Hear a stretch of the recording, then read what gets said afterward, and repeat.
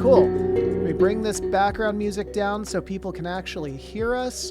Hello, everyone, and welcome to the continuation of our ongoing playtest for the Steve the Eviscerator series. This is a Vault Peddlers short story / playtest.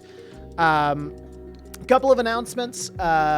Unfortunately, Elena is not able to join us here this evening. As a result, the role of Freckle will be played by me, Taylor. Hi, Hey! Hello, I'm Freckle now. And Freckle sounds super fucking different this session. I also wanted to let folks know that, hey, what up, Smelly Hunks? Thank you so much for joining us for the stream tonight. Thank you, Smelly Hunks. Smelly Hunks will appreciate. We also did want to update folks. If you go to tgsgames.com, we have uploaded our errata page. Thankfully, it's not as extensive as we initially thought it was going to be. But there are some important corrections to both character creation and to purchasing items that we have updated on that site. So go to tgs.com. It's in the drop down under games. You'll find errata, and you can find all that stuff there. On that note, yeah. If you actually, anyone here, if you get the book, if you read through it, and you notice any spelling errors in the rules that just don't make sense, clarification needed, please feel free to drop us a line. We will add it to the errata section, and thank you profusely. Absolutely. On that same note, we did also want to let you know that there are updated printable sheets with basically improved margins, which have been uploaded to DriveThruRPG. You can find those at the same links on our downloads page. So those are also available. Thank you so much, Corey, for getting those out and into the world. No problem. I also fucked them up first. We have to clean up our messes. Okay, and I think those are all of the hosting duties that I have. So Corey, I'm turning the stream over to you, and now I resume the humble role of player. Absolutely. So last we saw our adventurers, we had taken off from the city of Ishtas, in which you had made a deal with the Agri-Baronry to procure 2 weeks worth of supplies from Starlight Mines, which had not arrived on their scheduled delivery time. Notably, let me pull up the contract actually onto the page so you can all see it. I guess that would probably be helpful. You are looking for 7 crates of crystalline fiber. Territory is Starlight Mines, and you are suspecting, or the Agri-Baronry told you to suspect, highwaymen. You have some additional terms to find the cause of the pause in delivery. Your default is 5 petty coin, and your payment is 5 petty coin. You also have a right to salvage beyond those 7 crates. And you signed the contract. On your way to Starlight Mines, you encountered some roadside salvage and were able to effectively scare off a salvage team who dove into the sand and left you to investigate, in which you found that the suspected delivery cart that you saw was actually the Eyes of Ishtas, the secret police, under disguise, and attacked and killed their caravan torn asunder. As to what caused those things, you aren't quite sure. Talking to not Foreman, but rather the head of incoming deliveries, the head porter at the Agri-Baronry, Porter Muck, you were able to discern that there's something up with the people delivering goods from Ishtas. They seemed spacey and out of it, were giving 1,000-yard stares. He seemed off-put by it. That being said, As the storm approached, you encountered Starlight Mines and the township proper. Expecting to find nothing, you found the town running as normal. There is a storm approaching. The the large airship crashed into the mountain, revealing a sparkling crystalline fiber inside, high up in the mines. But you arrive to town, and let me bring you to the town map. Am I missing anything? Does anyone have anything to add? No, that sounds about right. Again, we saw the wreckage of the local Poe, and we came across the villagers, and they all have a Thousand Island stare or whatever. Right. The villagers actually seem pretty normal. You haven't encountered any villagers, I believe, except for you did encounter in the center of town. There was a woman, an Arache woman, who looked to be made of like tungsten. It's that like kind of faded blue metal.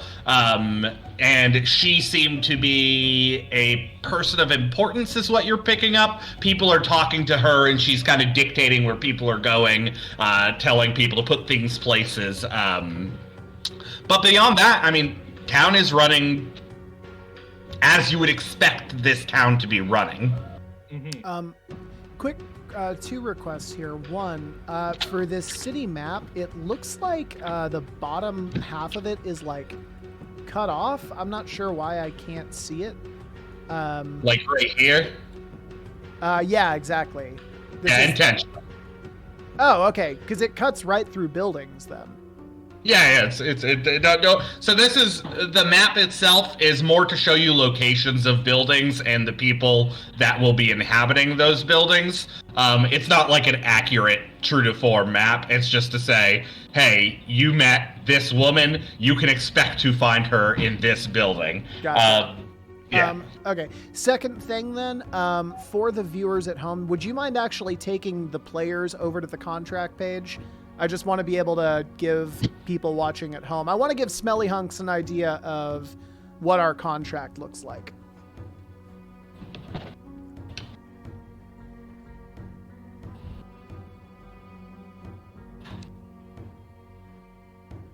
So this is it. You have the brief and the terms and deliverables, as well as territory and threats. I am still looking at the same map. That is because you are on the GM layer, my friend. Oh, that's why. Okay. Yeah, you have to rejoin as a player.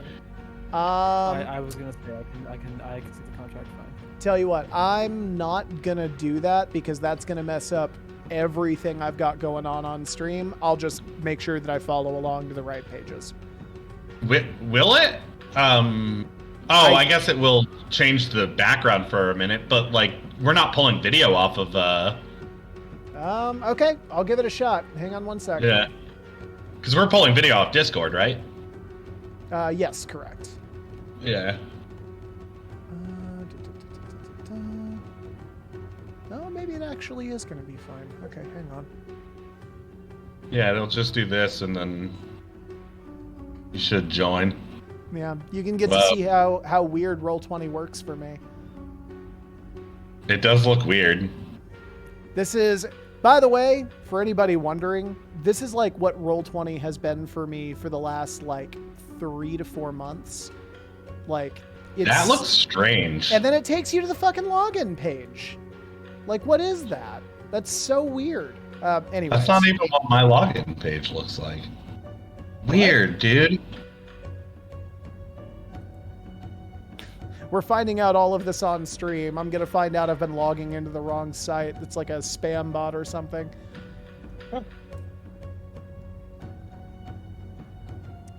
Okay.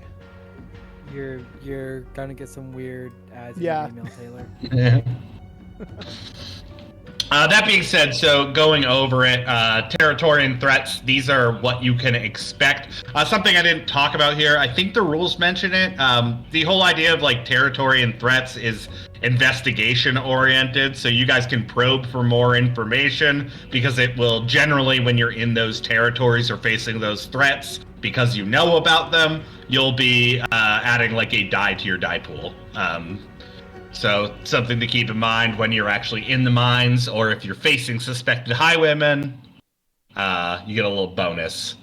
Beyond that, you have the additional terms. These are things that can be turned in. They're not necessary to complete the job. Default being, if you fail this job, you owe them 5 petty coin.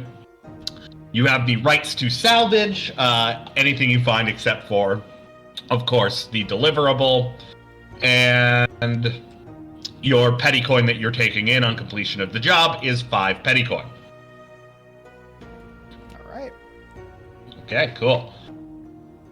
So moving to the town itself, you all find your way to Starlight Township. And as I said, you can see the billowing in of a storm, a dust storm ahead of you.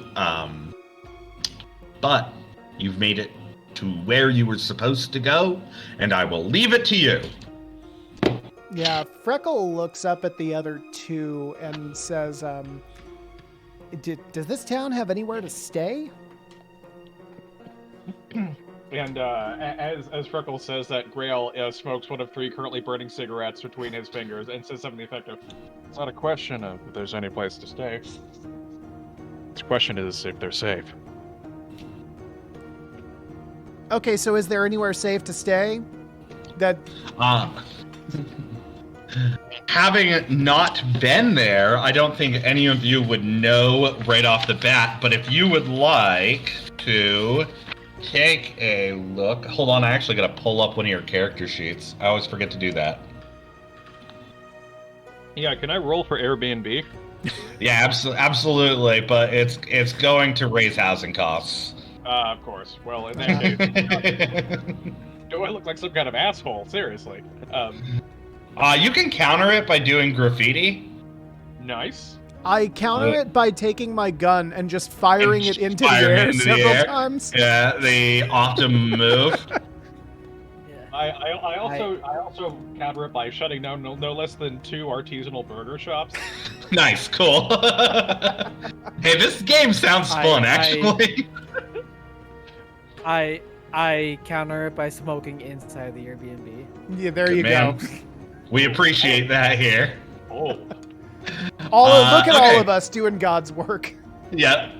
Why don't I get so Adam and Taylor, you're both wanting to do something here. Actually, why don't you all pick first things first, pick your province for the session. Oh yeah. Oh yeah. Province.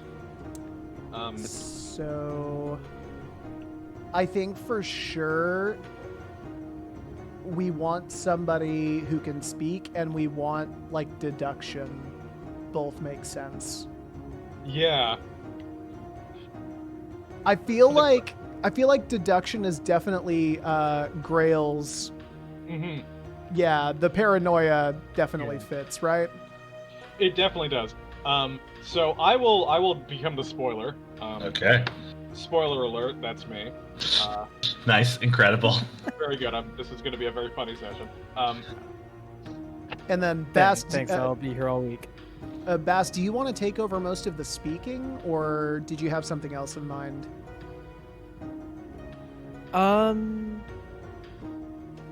I don't know, cause I rolled super good on my speaking rolls last time, just out of dumb luck, cause my parlay is only at 1. Yeah. So, what other options are there? So, right on your character sheet, on the right-hand side, top right-hand side, you're going to see a section of 5 boxes, kind of next, like, parallel to your approaches. So every session you get to pick one of these, and it gives you a plus to a skill for that session. Gotcha. And like as you decide on which one you want, the idea of this is that it like covers what your job is in the caravan that day. So like you're taking on the role of the reckoner, you're like the guard for the day. If you're taking on the role of the pharaoh, it's like you're doing contract negotiations that day, that kind of thing. Okay, interesting. I think rope walker. I think Oh yeah. like All right. skullduggery. That really fits in with Zarkus's brutality. Nice. As it were. Yeah. All right, and I will take Pharaoh and take that plus to parlay. Okay, cool. So just everyone bear in mind, whenever you're rolling for that skill, you're going to add another die to your die pool. So that's what this game's kind of all about, is cranking up the ability to add die to your die pool. You can do it with items, you can do it with information, yada, yada, yada. So that being said, we have a couple of different roles. We have first Freckle. I think you're trying to survey the area to see if there is anything. I think this is probably I mean, you're just looking around, right? Yeah. I think that's probably adaptation and deduction or impression. I'll let you decide which one you want to do. We have Grail. Grail, I think you're definitely doing deduction, and I'd probably obfuscation, because you're seeing if there's anything dangerous around, right? Like you're checking for traps, kind of deal. So that feels like obfuscation to me. Very much so. Excellent. In that case, I guess I will make my roll. Hope you don't mind if I use physical die here. Go for it. Yeah. Cool. So I am rolling 4 d8s. Jail. Fuck. That is a 1 that explodes. Yep. That's a 6, Okay. a 3, a 5, and a 5. So 1, 3, 5, 5, 6. That's two Okay, so 1 successes. and 2 successes. And you're looking to see if anything is safe. Okay, I will say to you, Freckle, from where you're standing, nah, you'd have to actually go and talk to folks to determine that. As for if there's anything safe, I will say this to you, Grail. Everything seems on the up and up on the surface, but as you're approaching the village, you are seeing a couple people that stick out in the same way that Porter Muck pointed out. Like, you're seeing some of those 1,000-yard stairs. And you had 2 successes, right? Yes, I had 2. Okay, so I'll give you this other piece of information. All those people look definitely like they're dirty. They're covered in soot and rock. Those look like miners. Mm-hmm. Okay, so the folks that look off are toiling in the mines, presumably. That's what your visual inspect, ocular pat down. That's what you're getting. Gotcha. This is definitely not helping Grail's sense of how do I put this constant vigilance. He sort of he mumbles something about some folks seem off here. Points to his 2 compatriots, and mentions that a couple of the miners seem like they also have the 10K stare. As you look over to your 2 compatriots, you notice that Freckle is gone, and I'm gonna say that with my 2 failures, I'm walking right towards the miners that you were looking at and being like, "Excuse me, excuse me." Cool. Like a Karen to a hey. Knowing what you know, Grail, are you going to try to pull them away, or what's your plan here? Yeah, I'm going to pull my people away from speaking to anyone who looks sketch. Yeah. Whether or not they kowtow to this is up to them, considering Grail thinks the entire universe is sketch. But, Yeah. But he will definitely sort of discourage my dear friends from engaging with the sooty-faced folks who look like they should not be talked to. Okay. I love playing an idiot, so Freckle is definitely going to be like, "What? They look fine." And can we actually do a shootout roll between the 2 of us to see who wins out? Sure, yeah. So shootouts are, what do you call them? Not competitive, contested rolls. Yeah. So if we want to do a contested roll here, I think the best thing to do is I think these are both parlay rolls. And I'll let you both pick your approach. Okay, cool. Okay, so parlay, something Grail is fantastic at. And approach. If I'm attempting to like conceal my folks from being noticed, would that be an obfuscate? Sure. Yeah, I think that makes sense. Yeah, that All makes right. sense. And we'll do these as half rolls too. So anything under half of your die will count. Fantastic. That means I'm rolling 1d8. Here goes nothing. It's not terrible. I got a 6. We're talking to some Hills Have Eyes folks. And I'm gonna basically just come back at you and say, like, look, of course they look out of it. They're miners. They've been in the fucking mines all day. So I'm reasoning things out. I feel like that's clockwork. Yeah. Okay, cool. So 2 of those. Can I also have Zarkus try to like physically pull Freckle back? If that's the case, I'm going to have you do this, Zarkus. That is one success that you got, Freckle. Yeah. Zarkus, if you want to do that, you're going to be adding on to Adam's roll. So in order to do that, you're basically just going to be rolling and trying to beat the one as a joint roll. So I think physically holding somebody back, that is probably hardiness. That's a hardiness roll for sure, and I'll let you pick your approach. And as you are doing that, Grail says we should probably mind our own business. Nice, incredible. I don't know any penalty. I'm gonna throw a D12 onto the map for you guys because I just liked that. Yeah. Hardiness, ferocity. Okay, yeah, that works. What do you think? That sounds about right. That's 2d10. All right, 2d10. Remember, anything below a 5 or below is a success. So that's a 7 for the first one. Failure. And 2. All right, that is a success. You guys can all roll again. Okay.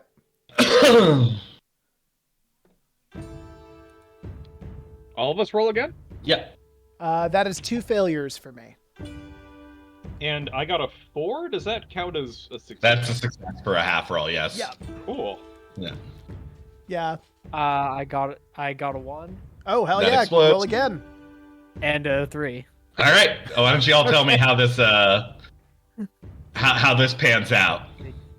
Zarkus sees Grail fail to talk some sense into Freckle, and like, I'm trying to figure out specifically how Zarkus grabs Freckle, but it's like, listen, man, someone from the wilds, don't no, bad, rolls up a newspaper and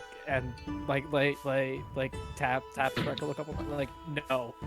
Yeah, bad. just fine. Well, all right. Where do you want to go then? Grail says, probably to a place of sanctuary where we can talk about what we're doing here first without any prying eyes.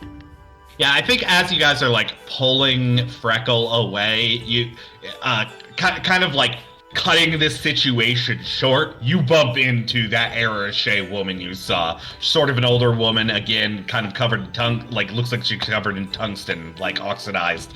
And she turns to you. Oh, new faces! Don't see a lot of you folks in Starlight. How are you then? How can I help you? You probably don't want Grail talking, so we'll pass it on to you folks. Yeah, no, I think that Freckle kind of constitutes herself a little bit and says, oh, wonderful, thank you. My friends and I have just gotten into town. We are trying to find somewhere to get lodging for the night. Ideally soon, pointing up at the storm. Yeah, I was just about to say, looks like you got in just in the nick of time. It's a hell of a dust storm going on. I'd expect you're going to be laid up here for a few days, so lodging will probably do you well. Well, let me tell you, in the south there, she points to this building behind the gates. That's the common house. I'm still looking at the contract. Oh, sorry. I think you're in the GM screen again. GM still. I rejoined as a player. I'm so confused. All right, whatever. Yeah, but it made you relog in, I think. That's all right. I don't want to break up the action, so go ahead. I'm on the map. Okay, cool. So pointing at this area right here, that's the common house. You can stay there for free, of course. There's not a lot of privacy, so get used to the people around you. And there is. Dun, dun, dun. Well, it's not much, but it's a tavern. I'm sure they'd pull a back room together for you over here. Those are kind of your two options. You might get charged there. Not meth, sorry.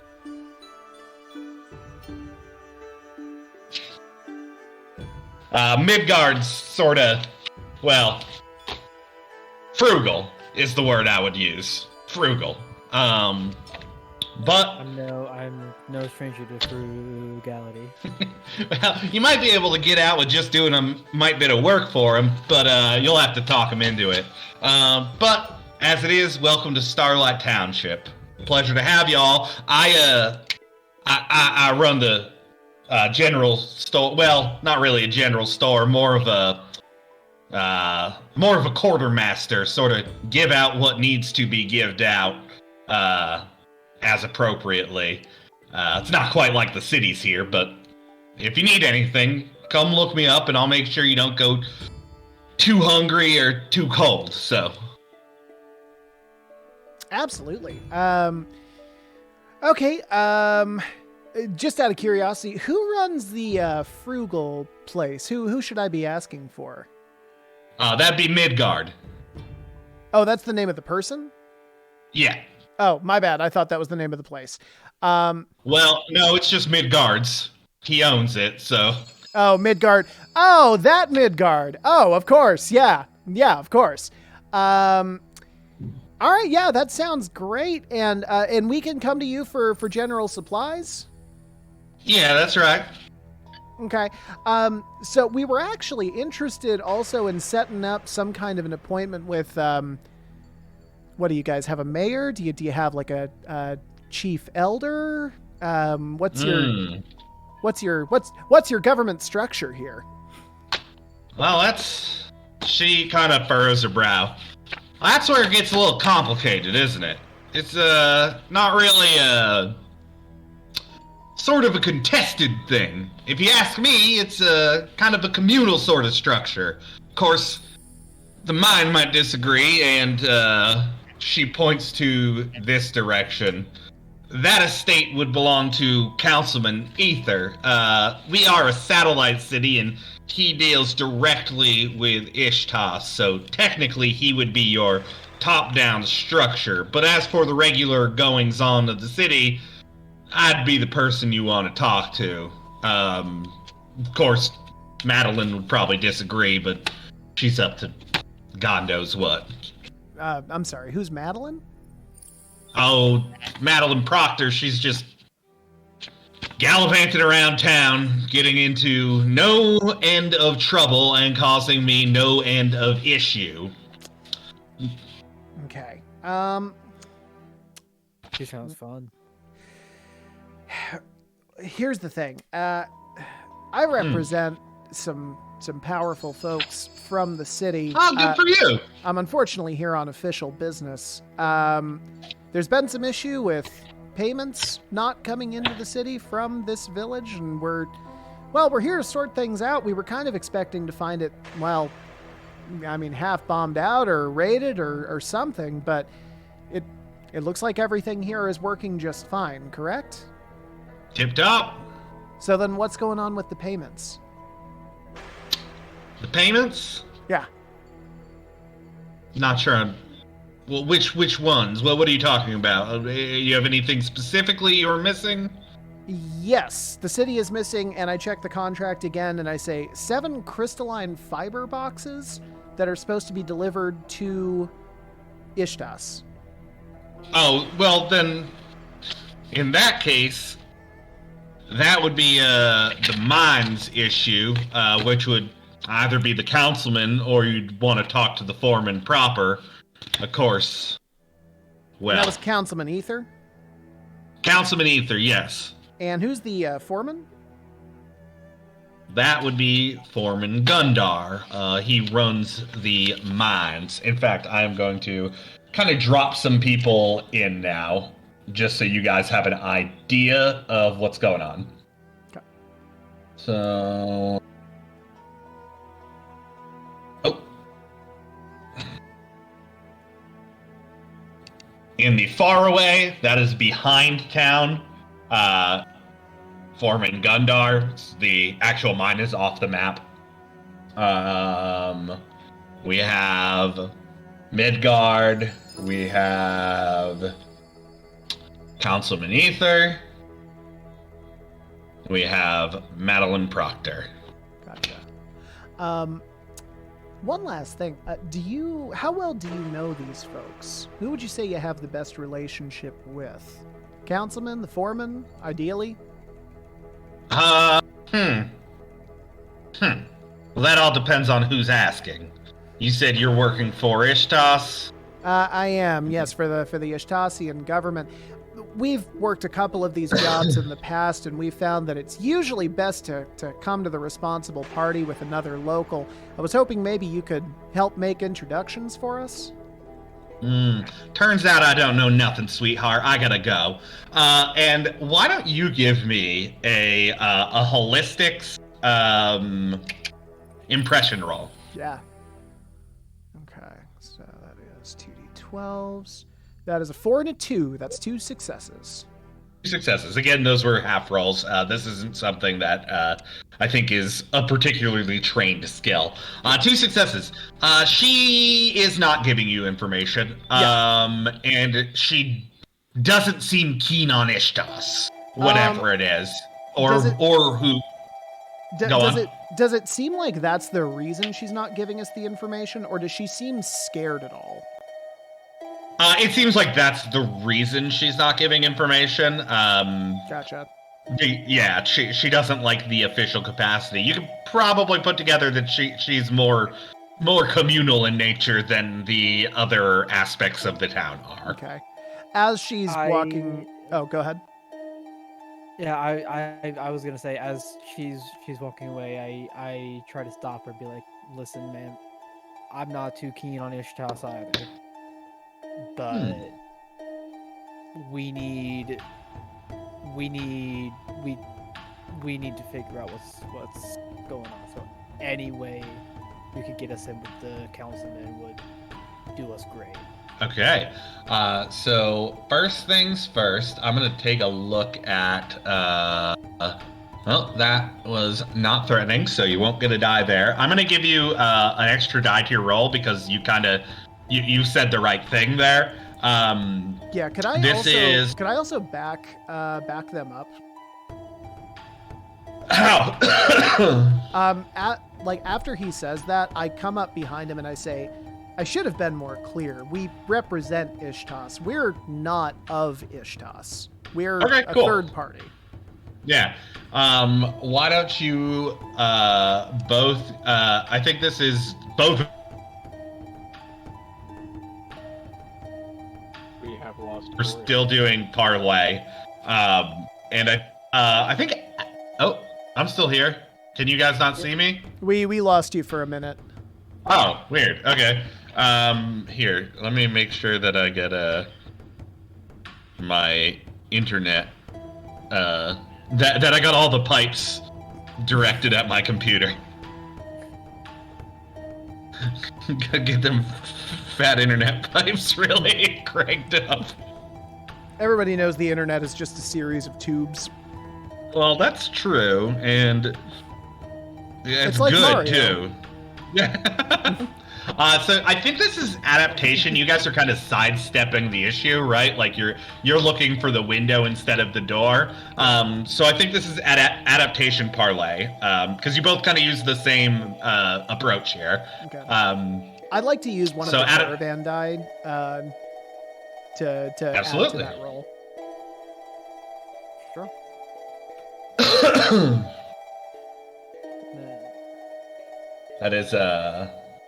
That is 3 successes for me. 3 successes. Okay, and let's get... That is 2 successes for me. Damn, you guys are crushing it. It's funny because our last session playing this game, folks are not crushing it. Okay, you guys have some exterior successes. She's going to give you some information. I'll let you ask a couple questions and you'll get answers from it. And if there's anything you would like to add to the scene, any information you would like outside of that she might know, I'll give it to you as well. You rolled really well here. So she stops and kind of... All right. You want to know who's in charge. The big issue is nobody's in charge. Councilman Ether hasn't been out of that house for a couple days. You look over and notice that, like, the house itself is, like, hermetically sealed almost. Like, there are some pretty serious environmental locks on it.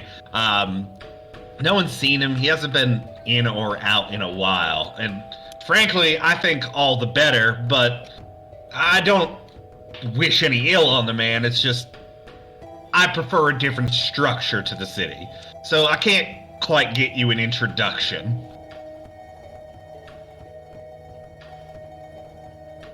Do you know of anybody who might be a little closer to the councilman that might be able to give us a more proper introduction? No offense. Of course. I'm dropping another token on the map. Well, he's got an old builder as a butler, Meth. If anyone's coming into town to grab supplies for the man, it's him.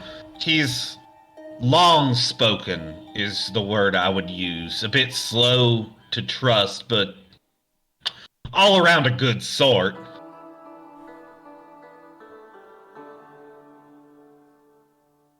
Any other information you guys would like? Bass, if you have any other questions, I know I've got a few, but you can go. I am all good. Okay. Yeah, I think that I would just want to ask if she could outline maybe the relationship between the mine and the rest of the city, because it sounds like the foreman holds a lot of sway in this town. And I'm kind of wondering if that's the person that we actually need to talk to about this. It seems like maybe we do. So I'm wondering, A, can I get confirmation on that? And B, are there any contacts close to the foreman who might be able to make those introductions if she's unwilling to do so? So, Foreman Gundar holds quite a bit of sway in the town. That being said, the mine itself is sort of on lockdown right now. Only miners are going in and out. There was a bit of a ruckus there a little while ago, and dangerous conditions and all that. They've been working overtime. Well, maybe that's the reason for the delay in shipment. When did this happen? Oh, I don't know, 3-4 weeks ago now. Huh. Right.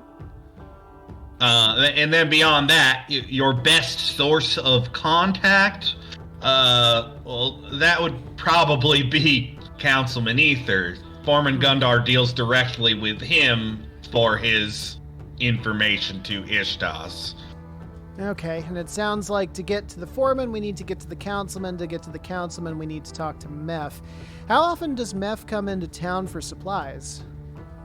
Oh, pretty frequently. I mean, as big as that estate is, and this is your last piece of information, y'all. As big as I have one more question. Well,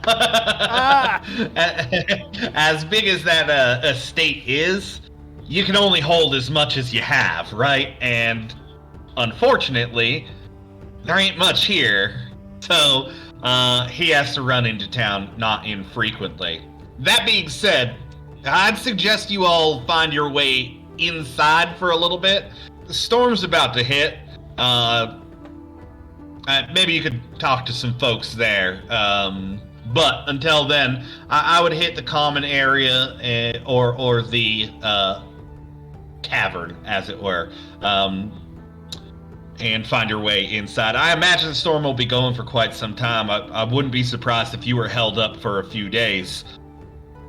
But, moving between buildings ain't much, and, keep yourselves safe. It's nice to see folks. My name's Tungsten Mother. Nice to meet you all. And she puts her hand out.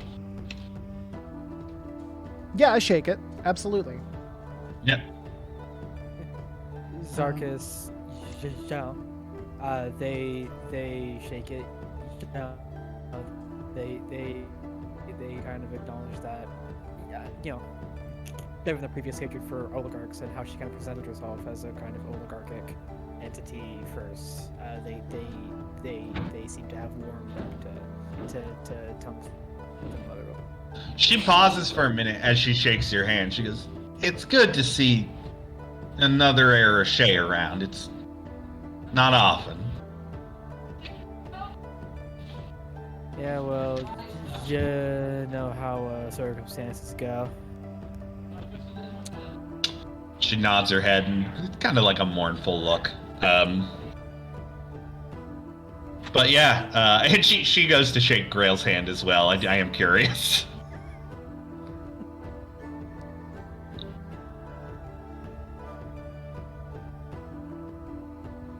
I don't think Grail has a whole lot to offer, but I'm glad we're at least getting some intel here. Yeah. So she heads to like the quartermaster common kind of storefront, as it were, and you guys have the run of the town. There is a dust storm moving in. Dust storm's gonna make kind of like deduction visibility sort of rolls more difficult. Be easy to get lost in it. It is dangerous. Like too long exposure time will definitely work out some physical damage there. But as it is running between buildings, that kind of thing, you don't have anything to worry about. It's just not something you want to be out in a prolonged amount of time for. And traveling in Steve the Eviscerator would be very difficult, Yeah.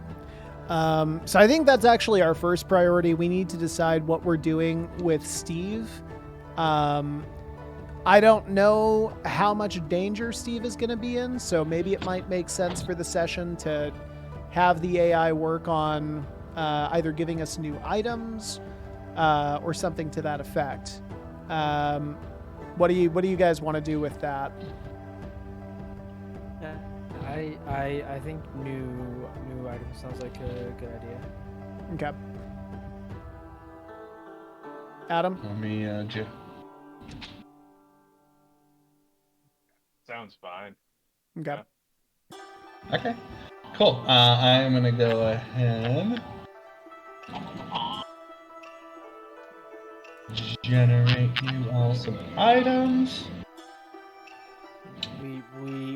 We kind of take a tarp and like throw it over Steve, like kind of haphazardly.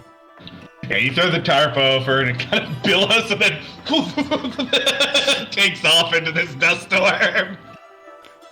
Oh, it'll probably be fine.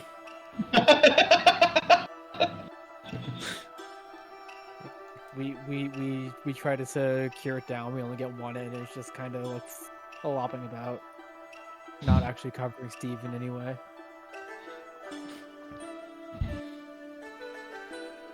Alright. I gotta open up the playtest rolls. I've been running without them, but I didn't really need them. But I'm gonna generate you all some items. So we are gonna do that on the fly very quickly.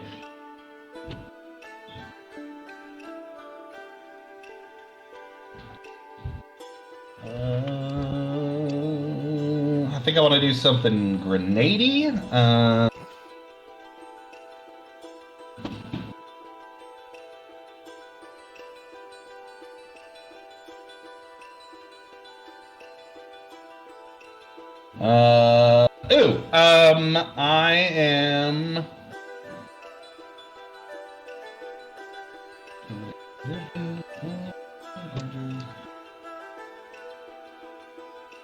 I am going to give you some, actually going to some of the original items that I made. I'm going to give you all a grease bomb.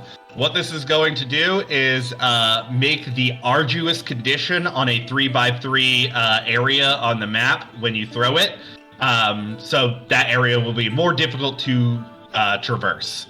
So you guys could throw them together and make a very difficult piece of terrain that's like, 9x9 section kind of thing. Whatever you want to do. Could be good for escaping, attacking, that kind of thing. Yeah. Yeah, I mean, I love making conditions arduous, so this is right up my alley. All right.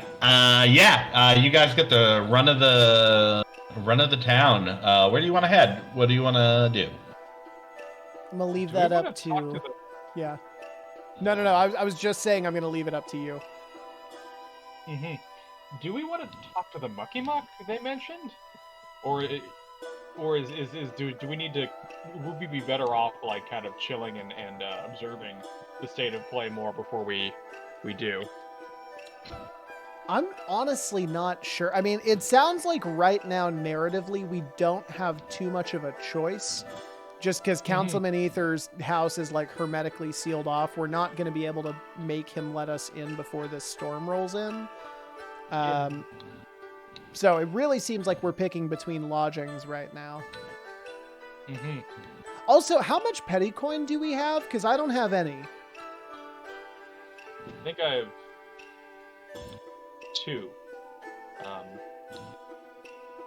Yeah, I don't think I have any. Okay. Sounds like y'all got 2 petty coin. 2 petty coin. I mean, one would be lodging for the night. Probably. I think 1 would probably be lodging for your time in town. Okay. Yeah, because just like we are abstracting large amounts of currency with petty coins, so yeah, I think you can. Okay. And what were our options again? It was Midgards or... So yeah, as far as places to stay are, you know that this is the common area. It's sort of just like a bunkhouse that everyone sort of stays in. There's the Midgards, which is sort of a tavern, but he's definitely got back rooms that you could like get put up in storage areas. This is where the Tungsten Mother kind of does like quartermaster shit. Every like town supplies are there, so you'd have to like work your way pretty well in with somebody to get in there. It's sort of like the lifeblood of the community. Down here is actually a house that belongs to Madeline Proctor. She lives in there by herself, apparently. And then up here is the estate of Councilman Ether. Huh. You know, I wonder, on a wild lark, do you think we could get dear Ms. Proctor to let us stay? Or do we want to hack it by going to Midgard? Midgards is definitely a better bet. I'm kind of interested to see why Proctor was brought up at all when Tungsten Mother was talking about like leaders in the community. Proctor was one of the 3 people that she brought up. Might be actually good to maybe come to her door like all panicked, like, hey, the storm is coming in, we're gonna die, please help us. And then maybe use that as an excuse to try and squeeze some information out of her over the night. Zarkus is very on board with that plan. They love to pull scams. Yeah. Grail supports this wholeheartedly. Cool. Yeah. We moved Steve the Eviscerator like away from where it's visible from her house. And then, I think like Freckle takes some of the dirt and like rubs it on her face and all that to make her look like extra desperate. All right, cool. Yeah, so you are all approaching Madeline Proctor's house. The sun is starting to set, and you're getting like those beams of like orange and red light are crossing through the dust storm as it billows into town, kind of battering the sides of the tin buildings. Like the sound is picking up, and the light is starting to dim. And you approach. Zarkus puts a little bit of a limp in their walk to add that little bit of a desperation. I actually think Zarka should probably take the lead on this since you're doing the rope walker skullduggery stuff. This definitely seems like it would be up your alley right now. Yeah, Grail is just kind of like eyes darting everywhere, observe everything per usual as he takes up the back. All right, cool. You approach Madeline Proctor's house. It is sort of like this big, imposing. It's got like stone lining the bottom of it, and what looks like, actually, considering what you see, like pretty nice paneled, like not wood because it's like holding up against the elements here, but something resembling that. And as nice as it all kind of looks, it also looks relatively uncared for. And you approach the door. What is your plan? You just knocking on it straight up? Yeah, I think Zarkus delivers some ginger knocks to start, and if Proctor doesn't answer, they knock a little bit harder. There is a pause, and then a quiet creak as the door slightly opens, and you see the chain against the side of it go taut. And you see an eye, green, and then pale skin peeking out. Yes, can I help you? Yeah, so we got kind of caught here. You know, we're travelers, you see, and we got caught here in the mines during the storm, and you know, the common house in Midgard didn't exactly yield much. We were wondering if you had an extra bed we could huddle on for the night. Travelers in the storm? Caught in town? With no help given to you? Yes, ma'am. So, she slowly nods and pulls her sickly head away, and you hear the latch undo. And, oh, I do not want to go in this lady's house anymore. What the fuck? As she says travelers in the storm, Grail, for some reason, inscrutable, starts humming Riders on the Storm. I'm going to need a... this would be a ferocity hardiness roll from you, Zarkus, and this is going to be this isn't an especially trained thing. Well, no, I'd say this is a best roll, and you're gonna want to hit 2 on this. Oof. You should use that last caravan die. Yeah. I will. All right. Yeah. So you're looking for 1s and 2s, and you need 2 of them. Mm-hmm. So, all right. So that's a 1. That's a good start. Okay. 2. All right. Damn. 2. Damn. Are you fucking kidding me? No. All right. Honestly, You know immediately as that door closes that you need to move your ass off that step. And you're able to do it and roll out of the way of this door. Actually, do you want to narrate how you get out of the way of the door? So, similarly to how Zarkus was yanking Freckle away from the 1,000-yard stairs earlier, they reach one hand out to grasp Freckles, they reach another hand out to grasp Grills. They all just fucking book it. Just, nope. This door flies open, and you see two massive, like, golden gauntleted hands come out with revolvers in them. And why shouldn't I? Well, where the fuck did they go? You guys are taking off into the storm?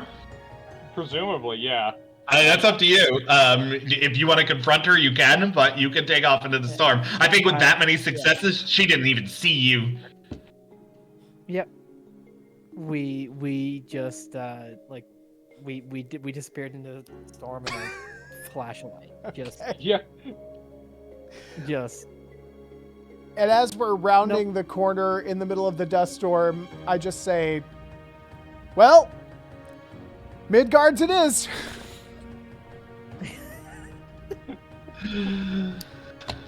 All right, you guys find your way into Midgard's. There's a couple people drinking in there, just kind of down on their luck, regular old villagers. No one striking in particular.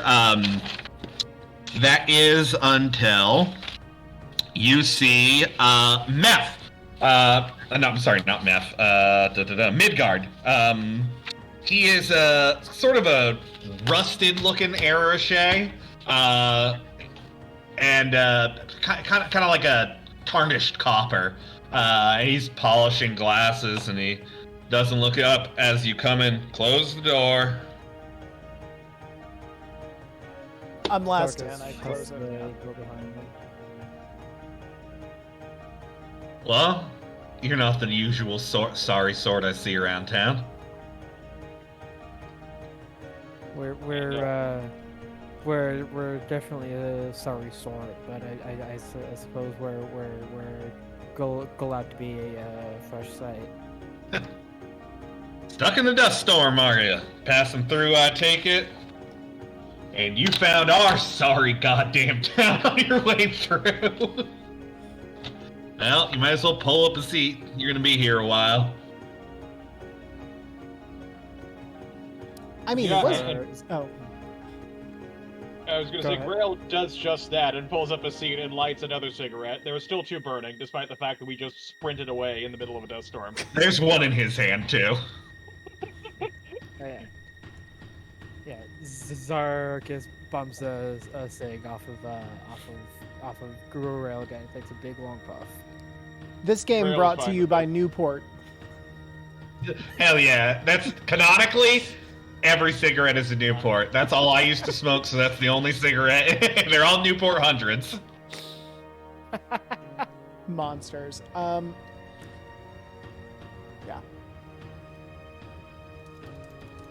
So, actually, let me give him a little bit of a different voice here, because I realized I was doing sort of the Appalachian voice for Dunstan Mother. So, what can I do for you? Well, place to stay. That's what you're looking for, right? Place to stay would. If you if you've got the space and something other than complete hard concrete to spare, we'd appreciate it. Suppose I could do something like that. It's going to cost you a petty coin for the whole... Well, you're going to be here a couple days, so we'll call it a petty coin. Grail donates it. It's just right there on the spot. His fingers sort of click, clack, click, grab it, and pull it in. Does he Well, seem, welcome then. Does he seem at all weirded out that it's an actual just raw petty coin? Less so than you would in the actual cities. Okay. So I think he definitely clocks it, but like when you're in the satellite cities, you're in frontier villages, people are usually going to be bartering or travelers using petty coin. It's definitely something he clocks though, because people who tend to deal with raw petty coin are usually vault peddlers. And he sort of clicks the gear as its tendrils crawl out. And he tucks it, and you see the glow of a vault underneath him, and then it dims. All right. Something to drink, then. Yeah, something to drink. And he pours out He like rustles through a couple bottles and finds a particularly dusty vintage and clicks the cork off of it, and it goes. It kind of foams over. He pulls 3 dirty glasses. Well, they're as clean as they can be. It's all pretty dusty here. And he thumb over the top, pours a little in, thumb over the top, then pours a little in, then thumb over the top, pours a little in, and grabs his little cup of his own, and sup. And he slides the glasses to you. Not in for the common house, I take it. And Grail shakes his head and takes the glass and immediately chugs it back. Again, I don't know if Grail can actually process alcohol or any sort of substance that would otherwise give you kind of a buzz.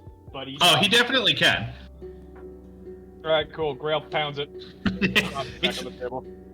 It's sour and almost vinegary. And this is supposed to be a kind of ale? No, it's fermented. That's like best you got. All right, well, I guess Grail still finds a way to keep down the kombucha vodka we're having. Actually, that sounds pretty good. Anyway. Yeah, I mean, me too. I am also a kombucha pervert. So. All right. What's your story then, kids? Well, we're on our way from Vigil out to, we're on our way from Vigil going to Orid, as a matter of fact. And, yeah, just as fate would have it, unfortunately, we got caught in the storm. We did our best to try and beat it into the forest, but didn't make it in time.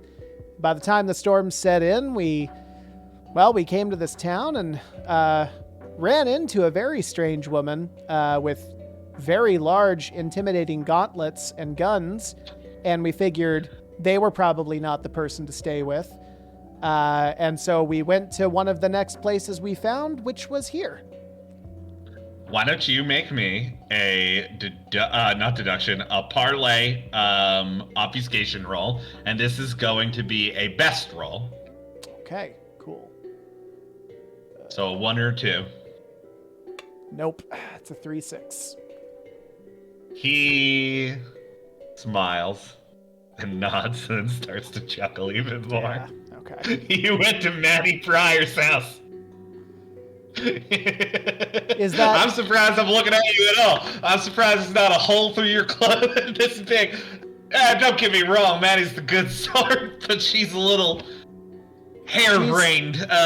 She's the good sort? Well, she's fun. She almost killed us. Oh, she would have shot wide, I'm sure. I mean, maybe.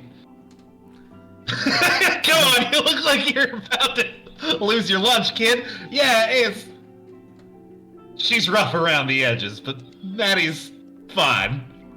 You went knocking on her door, and she doesn't like that. She doesn't like things she doesn't trust. She's always sort of looking around the corner. I came from the wilds. I'm familiar with plenty rough around the edges sorts. I mean, I guess she's rough around the edges. Woman's made of money, but... and Grail says, I respect homestead rights. Well, then you're Maddie's type. It's my yard. Turns out my yard just expanded 2 feet. Well, if she's so rich, I mean, she could certainly afford a no trespassing sign or some kind of warning.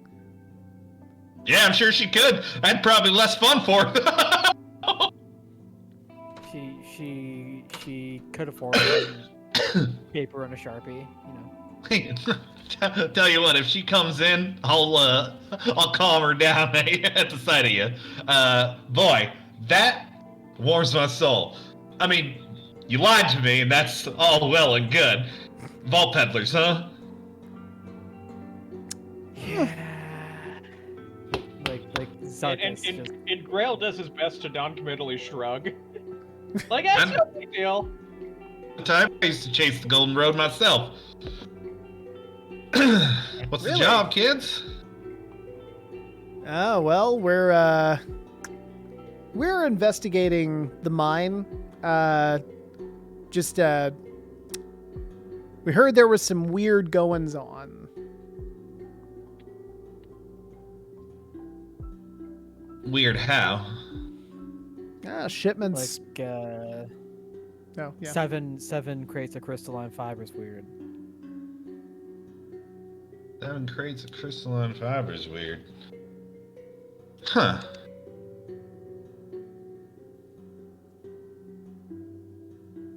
Huh. I've seen the deliveries leaving. I assume that's, The deliveries left. They're certainly come from point A. Doesn't seem they're getting to point B. So maybe they're being intercepted on the road? Maybe like that broken down vehicle we saw on the road? Maybe we're dealing with bandits.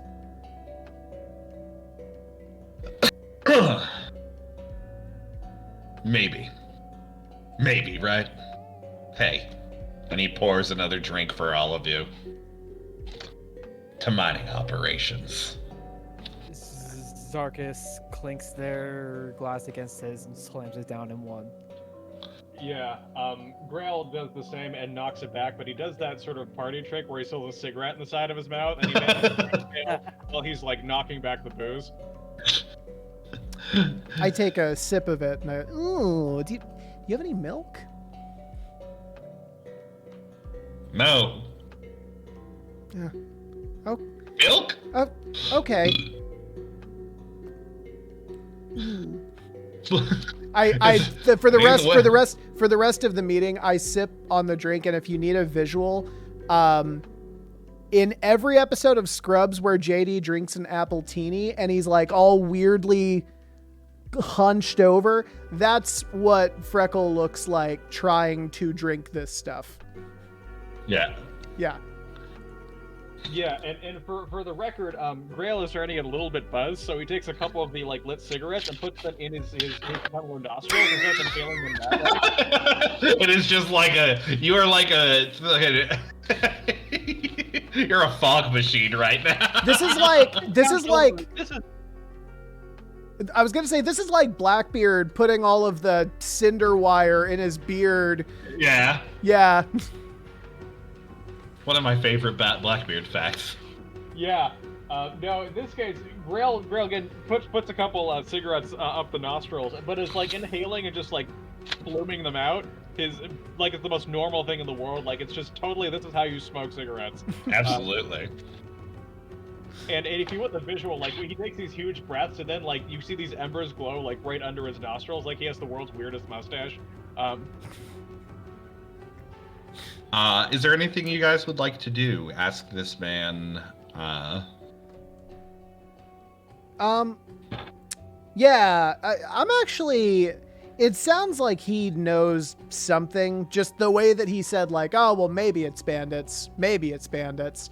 Do I get the impression that he maybe knows something more than he's letting on? Let's do a contested roll here. Okay. Yeah, let's do a shootout. I think that this is, I think these are half rolls. And we are going to call this, well, I'm not going to tell you what I'm rolling, but I am going to roll the die. Yep. I'm going to roll, and you're going to roll, I think this is probably holistics and impression. Okay. I'm going to roll in the open here. Ah. Both of us failed, so we'll do again.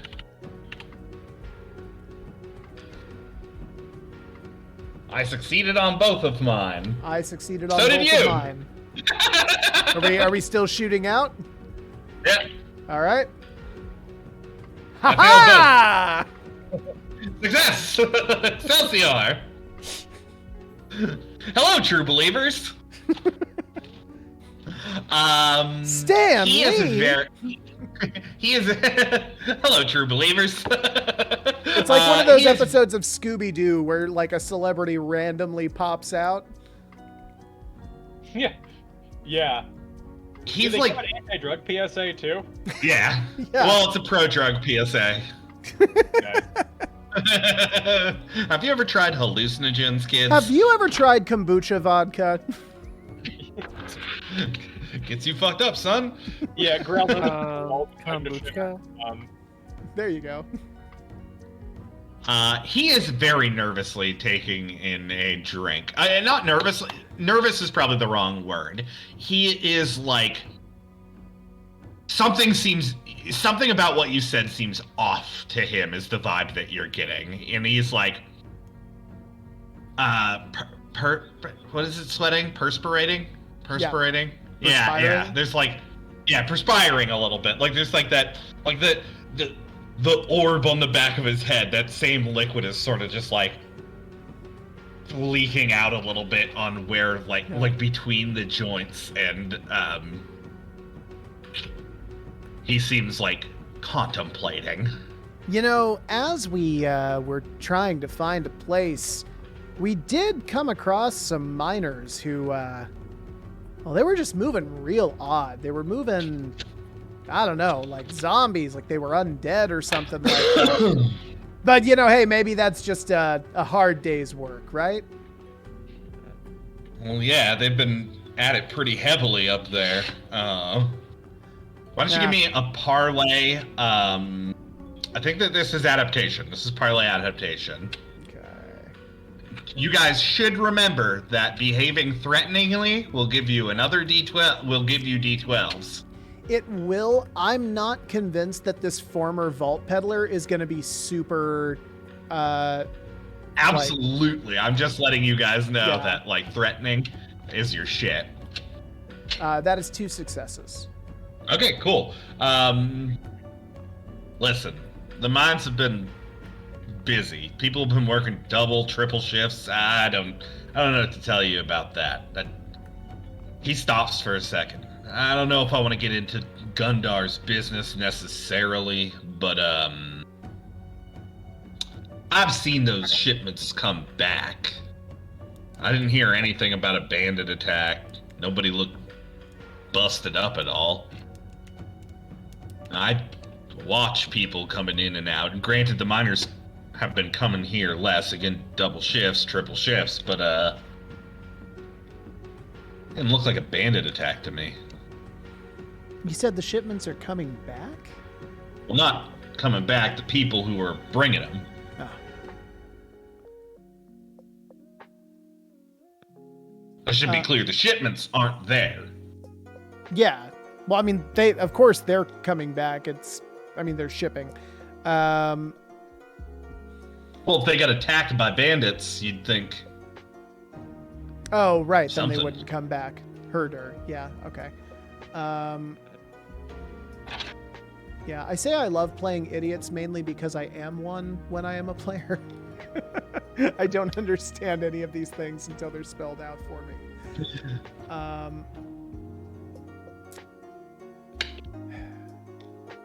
Well, then it sounds like there's something going on with the mine. It'd be real great if we could talk with the foreman. I understand he's a hard person to get a hold of. Mine's impossible to get into right now. Why do you say that? Yeah. So Well, then, there you go. Was it Zarkus, you said? Zarkus, yeah. Yeah, well, seems he's heard it. Mine's under lock and key right now. There was some sort of stability issue with the mine. It's a safety procedure. We were told the person we talked to, her words were there was some weirdness going on, but she couldn't really elaborate. Is there anything more you can say about that? About the weirdness at the mine?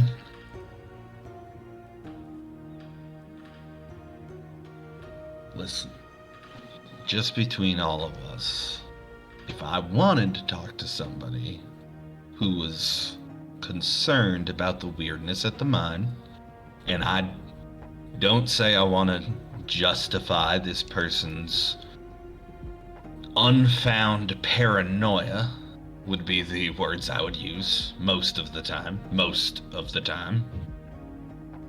I would maybe go talk to Madeline Pryor. And I realize you all had a run-in. She ain't too keen on us right now. Might be worth. And he puts a cork back in that bottle and slides the bottle over to you. Might be worth coming with a gift. Grail nods and takes the bottle and tucks it under his arm. That's how I would handle those problems. And then I wouldn't say that I heard it from anyone in particular. Heard. And then they take the bottle from Grail briefly to pour themselves one more drink. Slam it back. As you do that, you hear the door open and the wind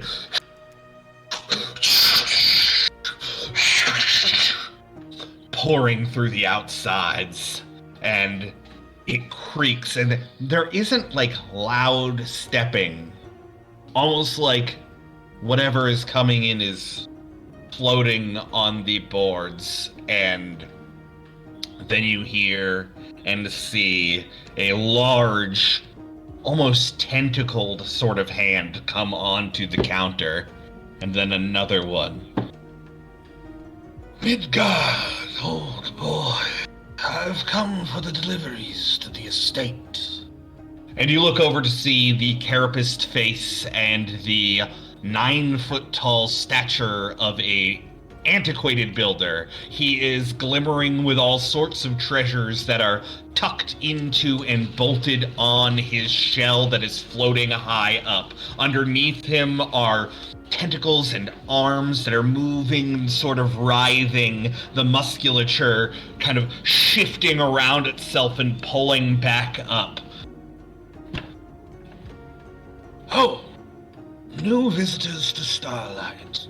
Good to see you. His 4 eyes on his carapaced head blink in a sort of rhythmic pattern. Meet Meth. Yeah, no, I just give him a nod. Nice to meet you, sir. Totally ignoring the extremely unholy abomination before me and just saying, nice to meet you, sir. My name's Freckle. And he extends that large hand, and it like comes off the bar and under and then over into your hand, clasping it. Yeah, totally. Good to meet you. My name is Meth. I work at the councilman's estate. Yes, we actually understand you're quite the person about town, Meth. Not as much as I'd like. I come into town to procure goods for the councilman. And as he says that, Midgard comes with a crate of, like, booze pretty similar to what you were looking at, and puts it up on the counter. I imagine this will go on the tab, but, yes, well, the councilman is a stressed man.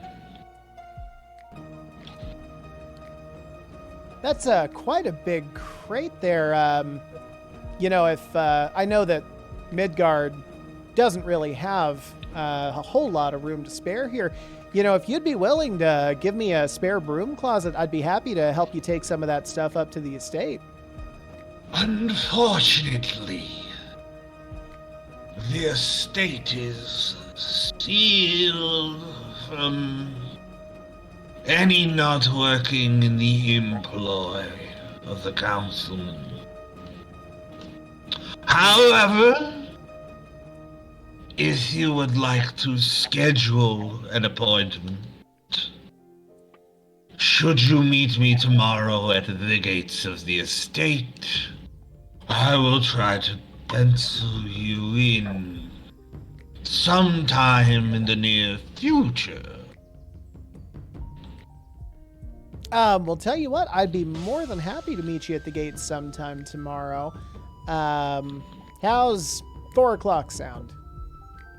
It sounds marvelous. And he takes his arm and bends over it, his whole sort of carapace pouring over the arm, all of the different, like, doodads and baubles clanging against each other as he does, and then he pulls himself slowly back up. As it were, I have business to attend to.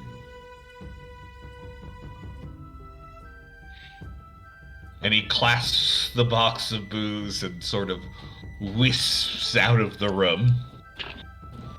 Yeah, I give a deep bow as he goes. He's an incredible man.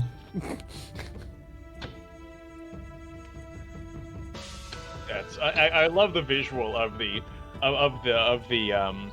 major domo, who's also again a carapace monstrosity.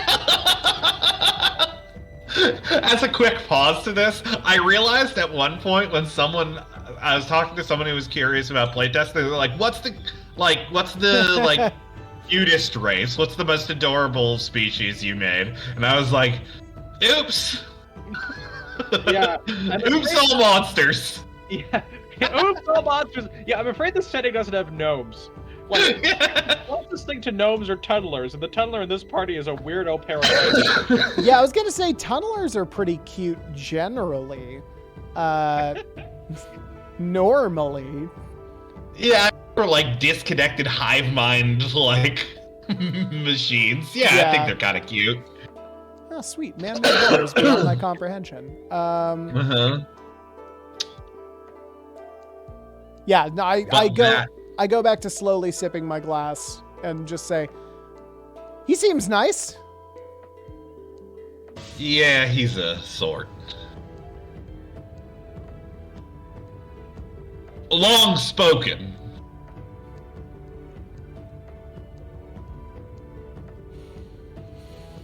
Huh.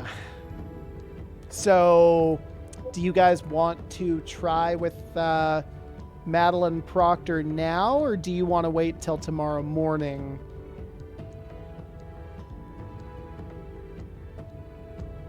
Starkus is just like, I want to fucking go to sleep. Let's been a hell of a night. Yeah. Very well. You all. Oh, yeah. No, go on. I was just gonna say, very well, Midgard, show us to our chambers. Absolutely.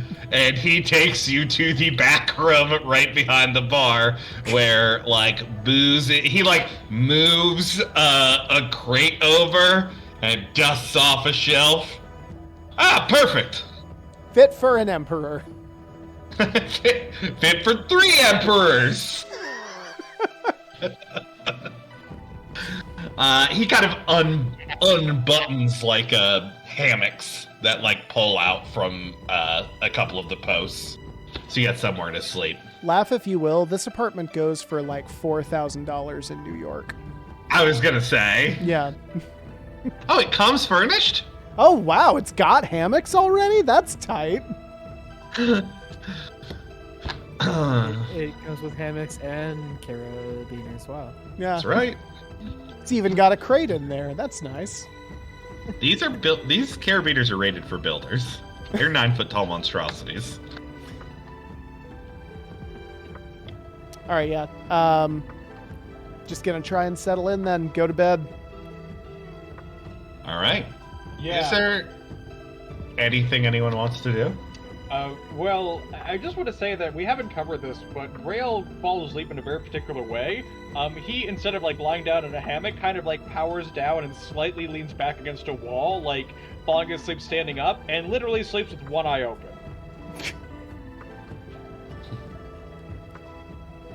Terrifying.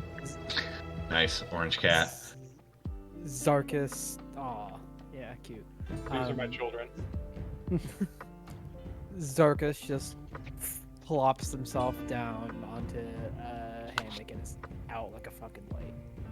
And you all go to sleep, and it is uneventful. It is quiet. I mean, for the first time in a while, despite the sounds of the outside, you're not sleeping in a caravan that is rolling over the wastes. You don't have the fear of raiders at your back, the vibration of a petty coin-powered engine pulling you along through unknown dangers and unsecured territory. For a moment, you feel safety. You feel a sense of home, a sense of security. You understand as your eyes flitter to sleep the draw of a community like this, the draw of a lifestyle like this. Despite the inner politics, people get along. Things don't cost so much. They provide for one another when they can. And Grail... Zarkus says, Go on, yeah. yeah. Zarkus feels a sense of home here, having spent again, during character creation, I said, they spent a lot of time in Megaton, like from Fallout 3-esque societies. Yeah. And so they feel very at home here. And as at home as the wilds can really be. And Grail, partway through the evening, your eye registers something out the window. There is a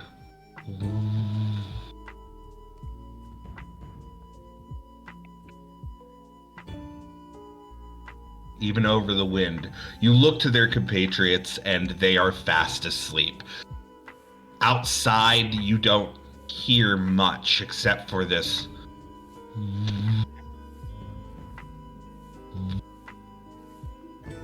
and this green glow starting to, in time with the whirring through the window.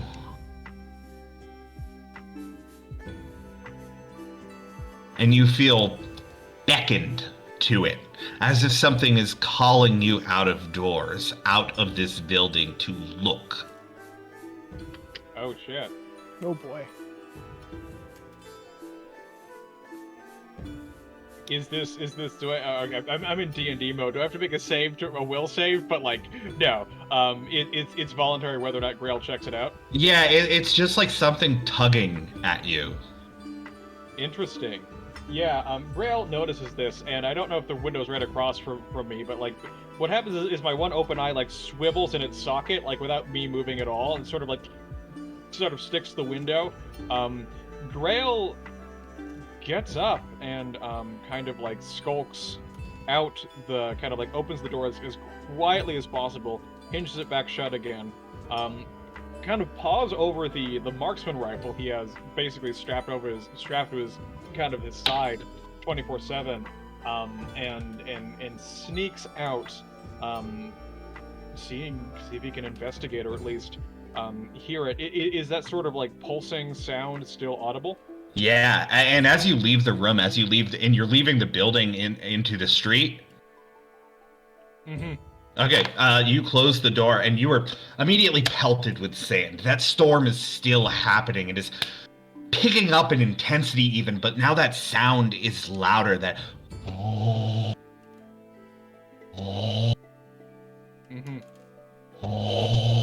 And it doesn't take you long to pick out where this sound is coming from. And you're not sure if you are hearing it or if you are sensing it, but you can see the glow now as that ship, that massive airship, iron-sided, stuck into the mountain. You can see the repulsor fields on the bottom of it still active as dust is pelting against it, and green glow is activating all around it, and it is encompassing this mine. almost like this protective field, a generator keeping in and out the dangers of the storm and possibly the dangers of these crystalline fibers, whatever they may be. And it is pulsing and building. And now that sound, Grail, it's not just a sound of a ship. It is almost like singing, calling to you.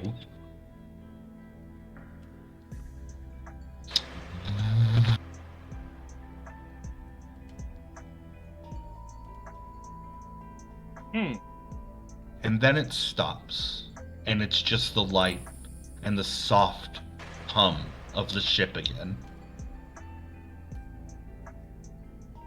It's still there, but not tugging on you like it was. Yeah, is it glowing like it was a moment ago? It is. But it's not humming. Would it be at all, like, it's probably not safe to push through the sandstorm at this point, I'd imagine. Probably not. Yeah, Grail immediately just sort of, like, goes back inside. Yeah. And, tries to shake and shimmy the sand off of himself, as best as possible. I'm imagining that Grail actually, for reasons coincidental, has one of those operator kefiahs that dudes who want you to think they served in the bad parts of Afghanistan does. Yeah. He was wearing that outside. Absolutely. My character in Taylor's L5R game has one. Nice. So 100%.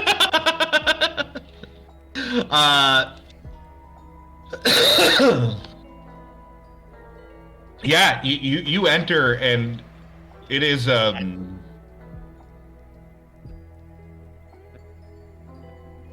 you encounter Midgard on your way in, and he's got a drink in his hand. The light. And Grail cocks an eyebrow and says, "Light?" The light. Oh, light. Grail lights 2 cigarettes at once. Yeah. He takes a sip and passes it over to you. Are you familiar with what that vessel is? Grail kind of like looks, his eyes dart around the main hall of the tavern and says, "Nope." That's a Volt Galleon. A Volt Galleon is you've probably heard tell stories even of the Nocturine. They're raiders, sky pirates, metal masked monstrosities. They ride on lightning and destroy everything around them. That ship out there was one of theirs. And that light around it keeps me up most nights, but it's what keeps the town safe. And Grail says, "How?" Those crystalline fibers in that mine, they're all well and good if they're contained. That field that it's generating around it, that keeps the mine secure. You were to remove that, you're breathing in glass. You'd have a regular ecological disaster on your hands.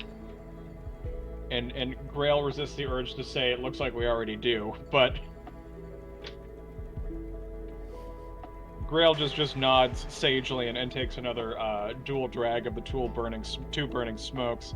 And Grail says, "Was the town founded around that thing?" More or less. I'm sure there was a little bit of a township beforehand. It's hard to say going back that far. This satellite town's actually been going on for quite some time, but as far back as that, who knows? But the town as you see it now, the town as a mining, as a proper satellite city, yeah, it was founded off that. Well, whoa, I totally forgot her name. Tungsten Mother. She's not a big fan of how things are run in this village, but You remove the protection of Ishtos, you remove the money that they're able to provide us, you remove the mine. Well, you know what's here. Dust. Dirt. Yeah, Grail nods, and he says, "Have the pirates ever come back for any kind of motions in the direction of the embedded airship?" No. I don't know how familiar you are with the Nocturne, but they're more like animals than they are people. They fight, and they raid, and they anchor, and they take, but they're never too concerned with who gets left behind. And as long as you don't have a metal mask on your face, they're either taking or killing you. Never seen them come back for anything. Yeah, Grail nods sagely. If he the idea of disturbed, unknowable entities that act beyond on reason and can appear anywhere seems to somehow process to him better than most things. I was prepared my whole life for this. Yeah. Finally, someone admits it. Yeah, and Grail says something effective. What's the security situation like around here? You deal with many Nocturne coming through. Any threats? Try to close in on your stash here.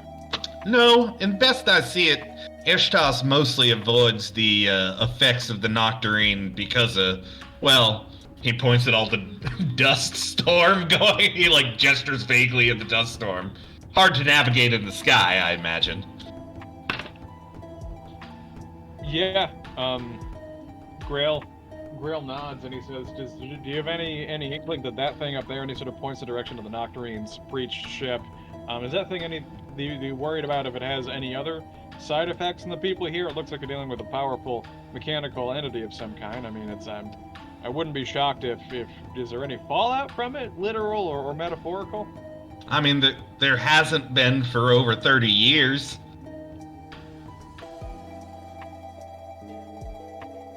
Grail nods and he says, "Anything from your travels? Have you encountered the Nocturne or their ships before? Know anything about the design?" The design? No, I don't know. I've heard that the Iron Courts of Vigil actually court Nocturne dealings. Again, that's just what I heard. Don't tell the king I said that. Not that you know him, because I'm sure I'd end up with a bullet in my head, but that's more in line with where you see them, in the crags, the mountains, on the lightning. Grail says something effective. "I'm very good at helping people not get bullets in their heads." Well, then I'll be happy to have you around. Although, I'd more need help moving around crates. Listen, I just heard you get up and I didn't want to pry, but I don't know. Pardon an old man's indulgence in history. And he pours you another couple fingers of liquor. Have yourself a good night. Grail takes the glass, kind of like salutes with it, knocks it back, just absolutely just embers down both of the cigarettes and goes to bed. Yeah. And Grail, as you go to sleep, something does strike you, though. It explains everything, the hum, the light, but the singing?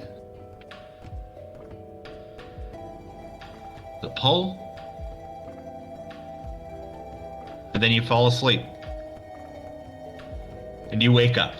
The dust storm is still going, but has abated some. The rusty light of day peers through the windows.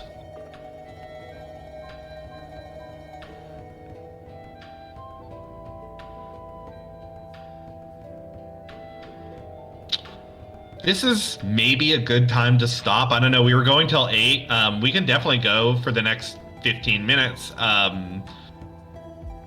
Do you guys want to keep going? Do you have some things to prep for? I mean, don't like. I want to say, for me, this feels like a natural stopping point, but also I'm totally not opposed to running for another 15 if there's a real strong imperative from other folks. I was actually gonna agree. I think that this is the most natural stopping point for sure. Yeah. Yeah. Absolutely. And now that like we can probably run this a couple weeks, I was going to try to get it done next week, but because Elena was starting her job again, she's, but if Taylor's going to be playing Freckle, I think we can go maybe another week past that. So, okay, cool. This has been really fun, guys. Yeah, absolutely. Phenomenal session, Corey. Really well done. Thank you. As is customary at the end of all of our sessions, I do want to give our thanks to our 2 volunteer playtesters. So Bass and Adam, this is your opportunity if you have projects coming up. Just tell us what you got going on. I'm Adam. I'm a climate researcher. I have a book I've been working on that's still being shopped at publishers, and if and when I get a buyer or an agent, you folks will be like the 13th to know. Yay! And my name is Bass. I also go by Holden. I normally say that the other way around. I don't know why I said it that way that time. But I make music as Eben Holden. I'm releasing an EP at some point in the future, maybe. I'm also leaving a cover compilation very, very soon, so be on the lookout for that at ebenholdenmusic.com. That is EBENHOLDEN. I think you know how to spell music.com. Actually, I'm going to do one this week. Hi, my name is Taylor, and when I make music, it's called Here Be Monsters. You can find all of my stuff at Here Be Monsters, with however many extra S's the respective platform needed for me to make that my username. I'm actually doing one today. I'm excited. I'm back to playing shows as of the last couple of weeks for folks in Georgia and or the Southeast if you really want to make the travel. This Saturday, I'm doing a show in Athens, Georgia at Cozy Bar with Greg Hughes of Bobby's Oar and Dakota Floyd, which I'm really excited about. So if you're in the area, I don't know how many Georgia folks we have watching, but feel free to stop by. It'd be really cool to see you there. And with that being said, I think we are good to go. Thank you again to our playtesters. Thank you, Corey, for running such a great game. Thank all of you for watching. Too. And thank you, Moose Man. That's a pig. That was a pig. Oh, it's a different one. It's so small on my screen. It's a real good pig. Yeah, he's the. I've been saying Hog's Templar.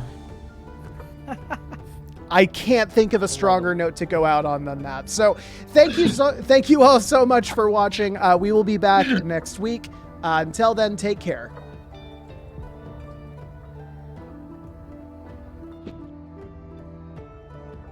Next week, more like. Get it?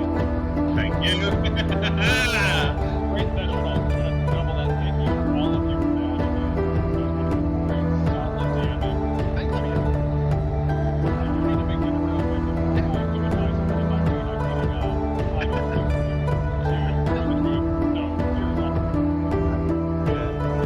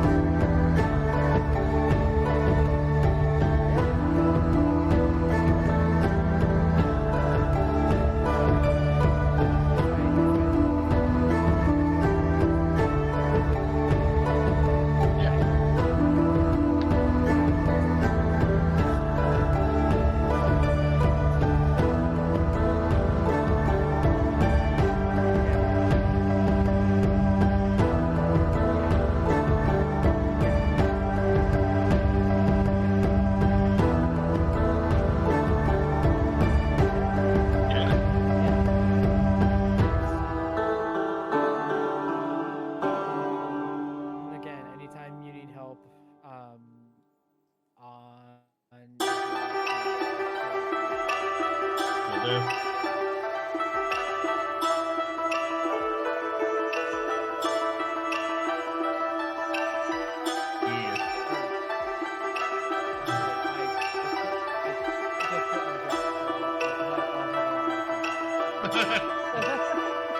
First off, hell yeah.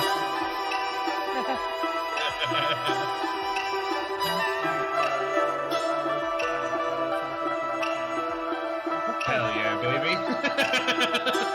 I'm right. Yeah, baby. Oh yeah.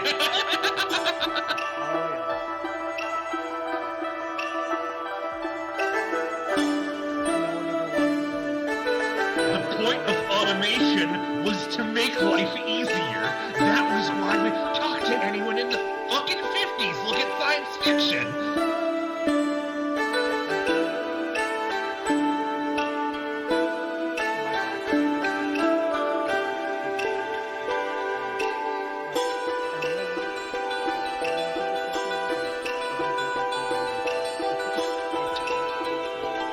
Yeah, kitchens are shitty. They're a piece of hellscapes.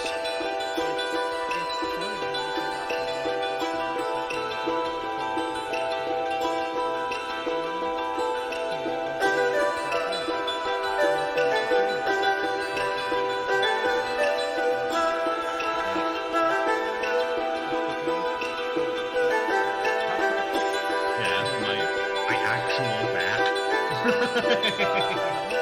Yeah. Well, I'm glad you're out, sir.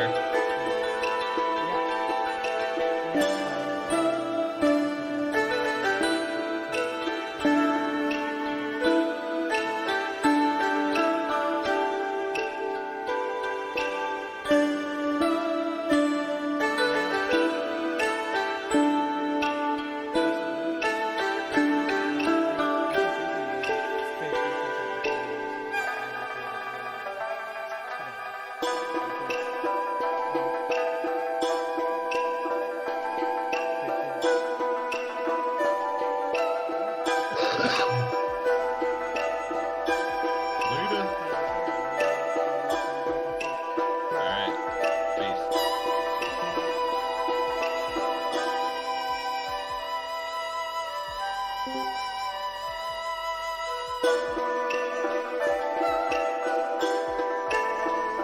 Oh, the ending? That's cool. Yeah, I was kind of had an idea for that scene in mind.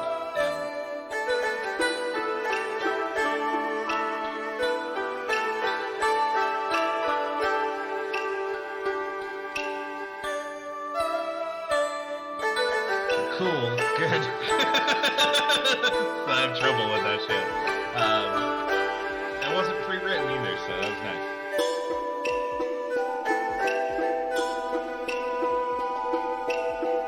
It's tough for me. But I'm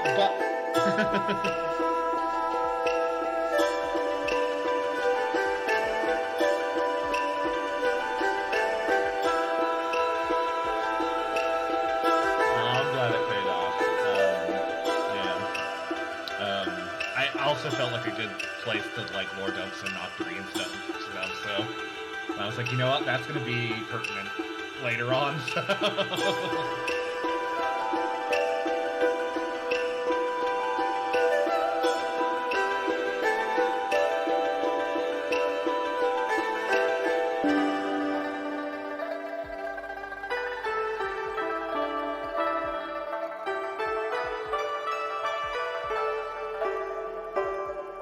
To be fair, I've been running a mystery campaign and a conspiracy campaign for like over a year and a half now. Yeah, I've been fucking. My eye is always on when to telegraph.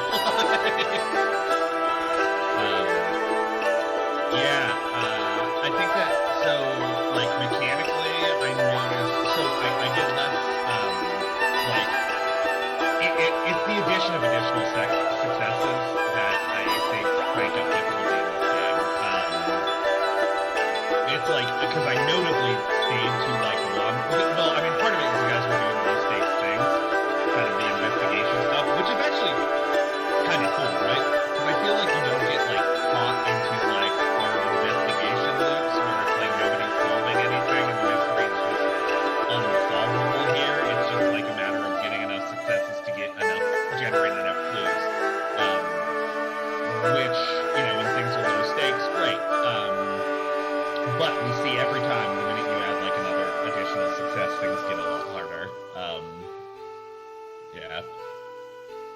I think based.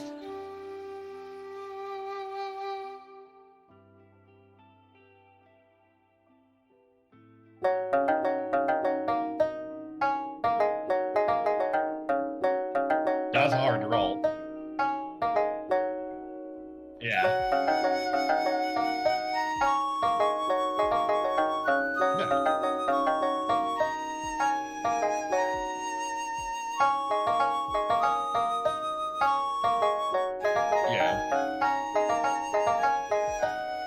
I know we didn't get into. I realized I wrote a mystery, and I was like, "Well, oops." Yeah. I kind of maintain that I think combat we're gonna have to pare down, but that's just I have a feeling. Beyond that, I'm leaning even more towards the idea of making petty coin like what you use to roll additional dice kind of stuff. The thing we were talking about before. Like, the tag's not really coming into play. Maybe it's because the sheet's not in front of anyone. Maybe it's because you're in situations, where it's not pertinent or whatever, but like,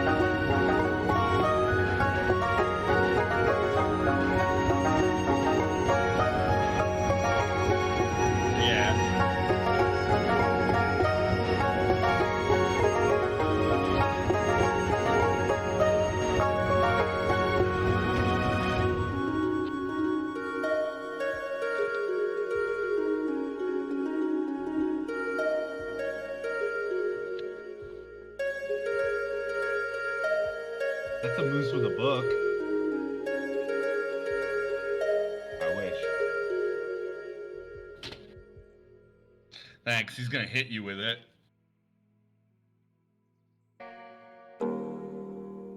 No, it's a book. Thank you for the ice cream sandwich, Papa.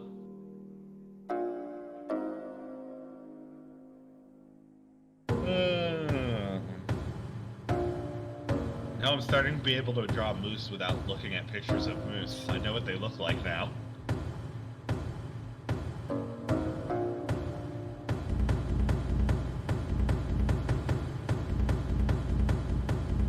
That'd be cool.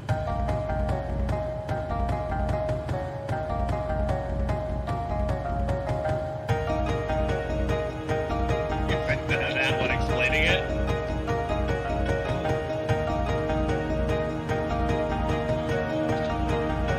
I mean, those early seasons are pretty good. But yeah, that joke is pretty particularly funny. Well, that's pretty good.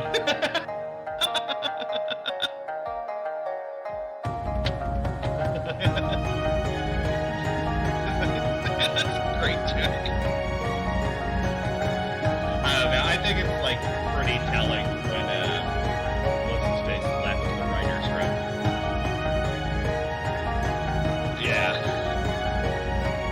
Yeah, he like yeah. Which is like makes sense because like I think the Orville's pretty good. It's okay. It's not a spoof. Let me get that right off the bat. Like it's not spoofing Star Trek. It is an homage to Star Trek. It does Star Trek better than Star Trek does in a lot of ways. It feels bit like I guess better than like some modern Star Trek where things get a little too gritty for me.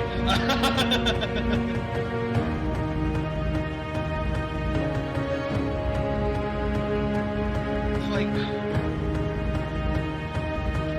anyway, but Lower Decks. I watched some episodes of it. It was great. This like feels even.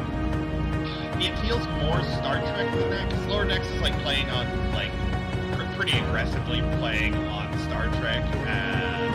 This is like leaning into the tropes of Star Trek, but being its own thing and being like reflective of it. I guess it feels like it feels like a love letter to Star Trek. Is what it feels like.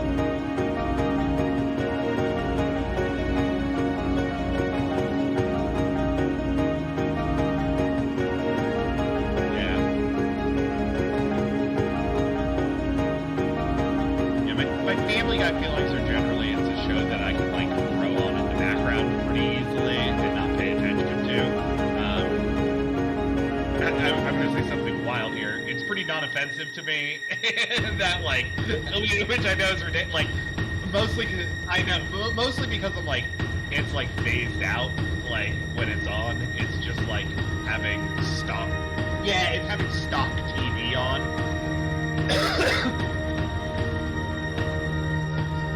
That being said, I think American Dad is very funny. Yeah,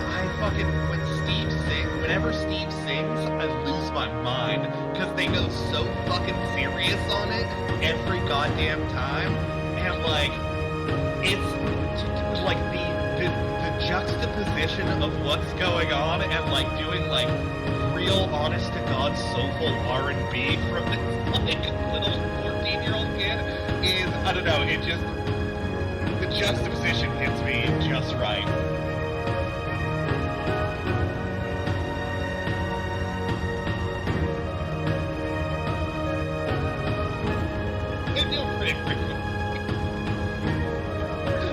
It's not like an R&B artist. They do like pretty solid breakdowns, and we'll have Steve sing like R&B, and it's like it's wild. I don't know. It gets me.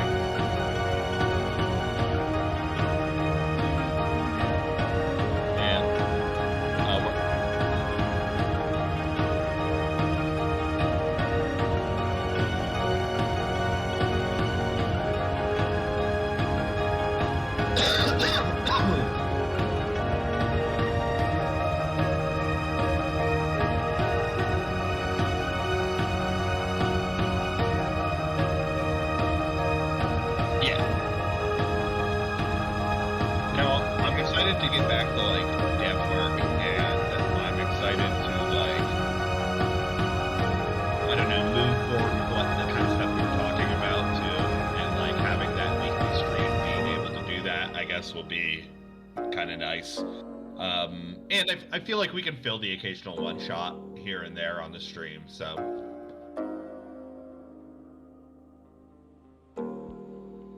Yeah.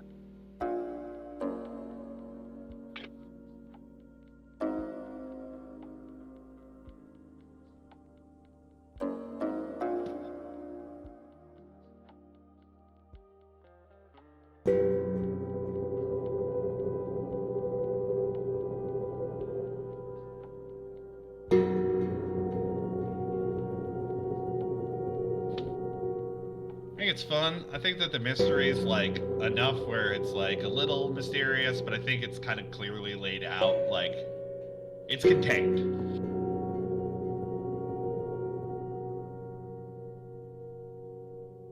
Yeah.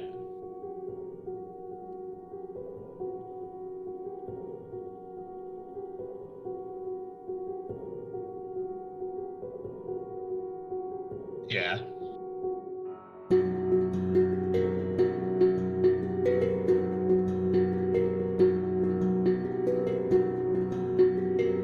That Madeline Pryor scene was fun.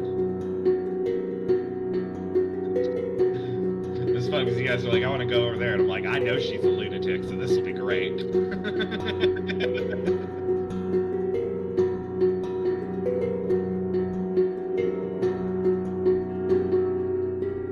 Ah, fuck. Your problem is trusting anyone. Just like, you know, my games.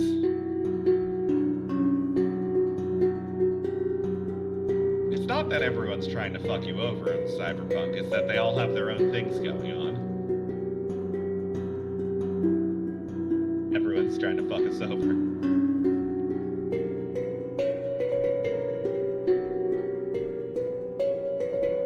Yeah.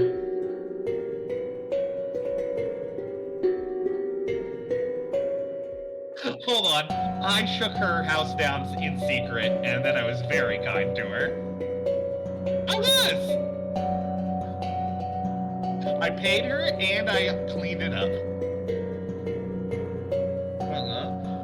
Yeah. I just had to check for secrets.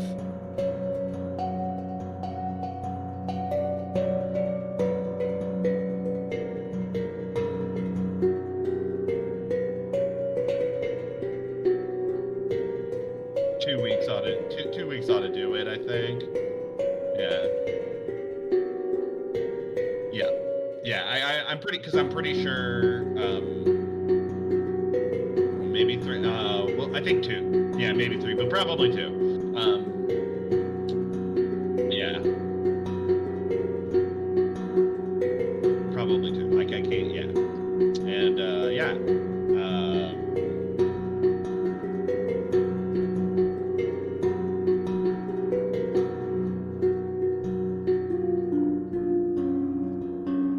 Well, we've mostly lucked out, and I haven't been, but we've expected me to each week.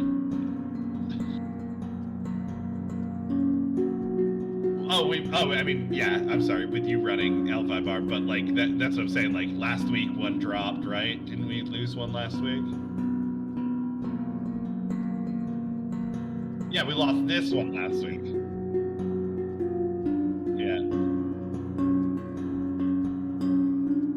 New baby Evan.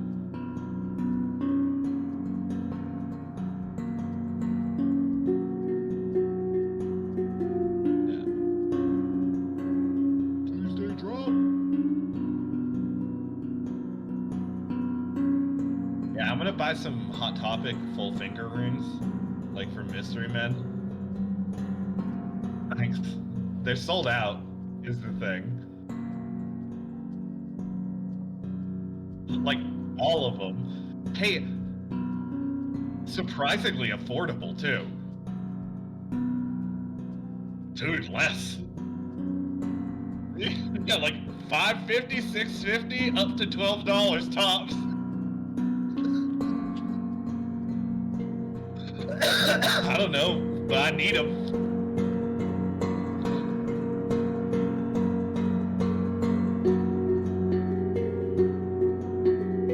Thanks. My fingers are going to expand when I'm inside of them.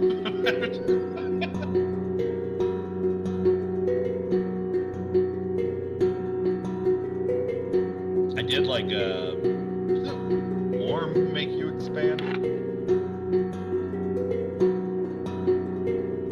You're right. Well, my fingers will shrink too. My fingers get skeletal in the cold.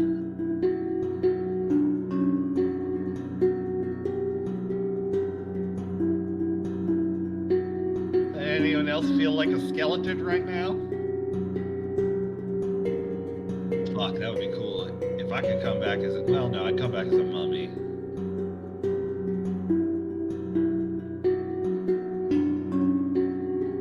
That's cool. I'm gonna get a tattoo of my skeleton body on my skin. Mr. Cool Ice. I don't know.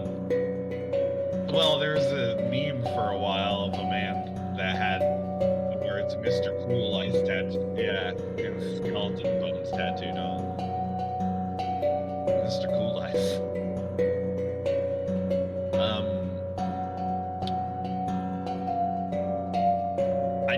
I was telling Kiana about like everything we talked about with like going to like all of the, because I was like going through the plans of our shit, and it does seem like we have our shit together.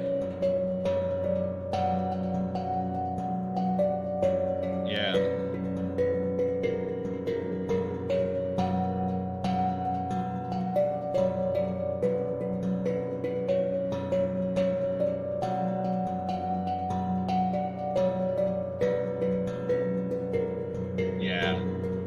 Man, if we can fucking...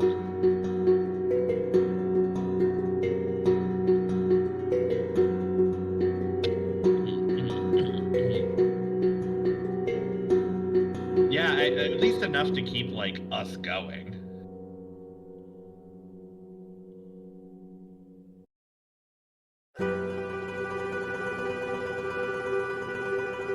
Yeah.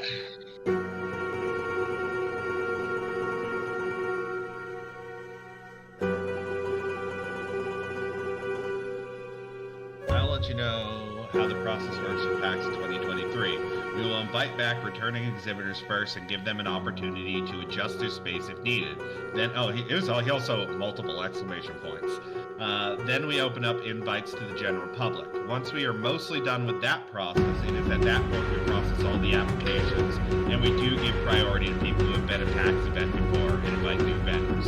Okay, so people who have been before obviously have a higher chance of getting it. This is a highly curated show based on the balance of the show's needs and content. At this time, we may ask for a booth plan mock-up of people who haven't exhibited to make sure they are up to standards. So we're going to want to plan out a booth plan either way. We are currently not open for applications for the show just yet, but we expect to be in the coming months. I would suggest reaching back out in late spring to see if the application is open. In the meantime, I'd also like to make you aware of Dicebreaker. This is our board games and tabletop RPG channel. Okay, we offer many packages to work with you in the forms of sponsored content. Oh, cool. Video or written, and also digital advertising as well. If you'd like more information, pricing, please reach out and let me know. Cool, actually, that's not a terrible idea. Hold on. Now talk.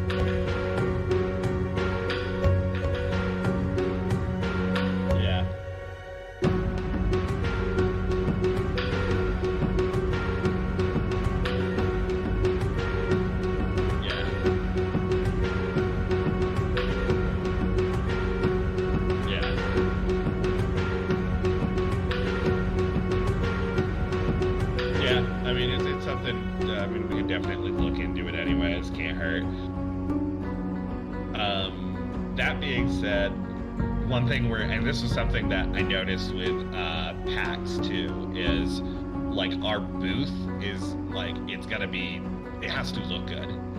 It can't just be like a table, you know. So we're going to want to curate that concept. I have a 3D printer. I also know people who have FDM printers, so we can make weird shit. Because FDM's better for like bigger pieces kind of stuff. But I can also make molds and shit like that. And I've been getting very into like watching. I want to do VFX stuff just because it looks like a fun hobby.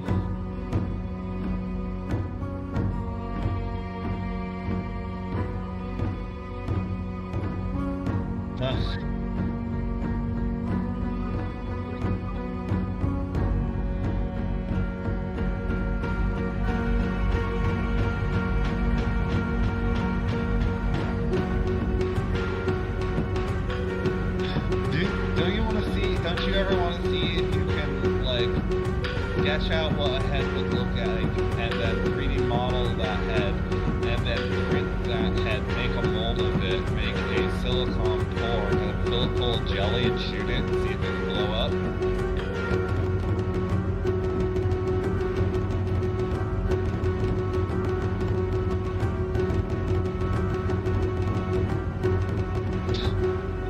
Don't you ever watch the movie Alien, and when they're dissecting the face hugger, be like, how do they make it look all oogie on the inside? Turns out they did it with just fish guts. Yeah, it's just oysters and stuff. It's funny because I saw it and I was like, that looks like oysters. I wonder how they made it look so real. It's oysters.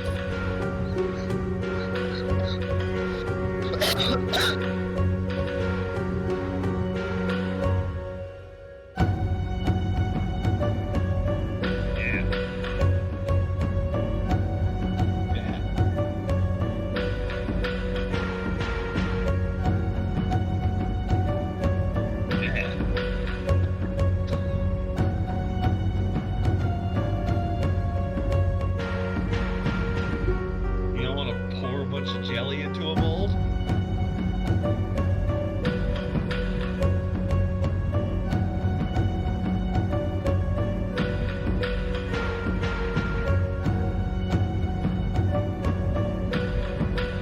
It's just like working with clay.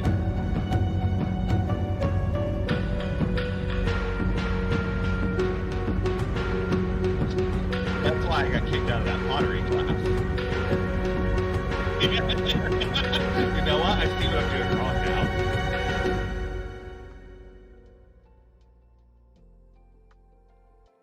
Like in Ghost, when Patrick Swayze grabs the pottery and he goes,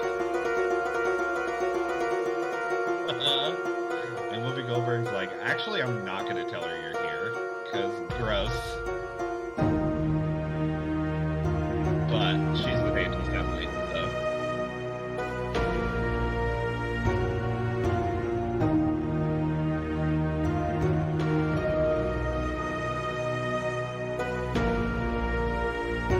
Do you know she's a black Israelite?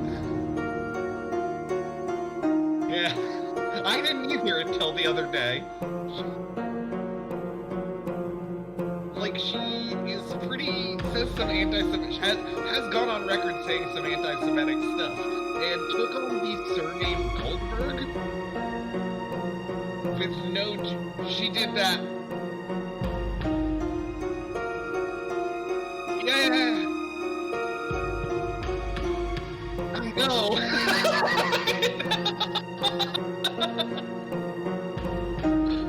I know. I looked up after I heard it and I was like, Sister Act!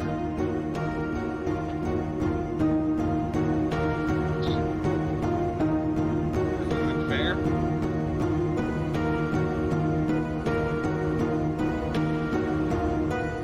Yeah. Ugh.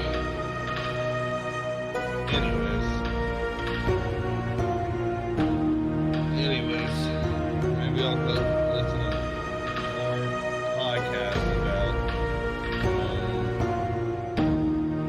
about bad kid school.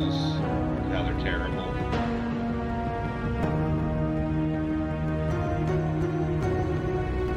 You know that the Supreme Court made it legal in the 70s.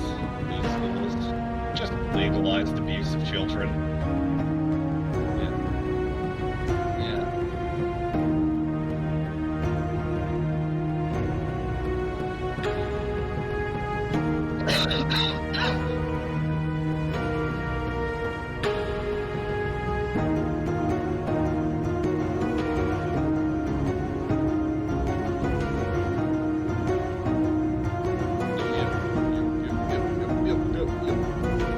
But legally, you can have your child kidnapped and hurt. Except for in Oregon. Passed that law in 2022.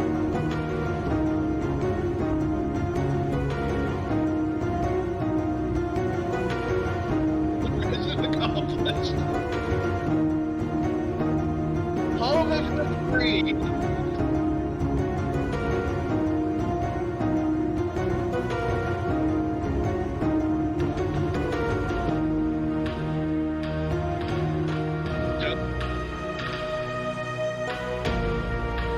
Don't bring a person to a school to tear apart humanity out of them. Your school based on the conversion schools that they used for Native Americans up until 1969, baby!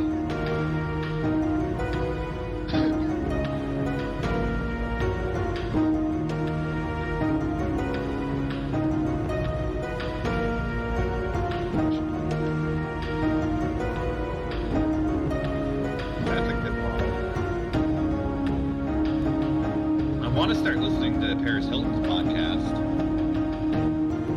Are you familiar with this? It's like a deep dive investigative report into these schools because she went to them and it fucked her up. Like really, really bad. Yeah, they're incredibly abusive.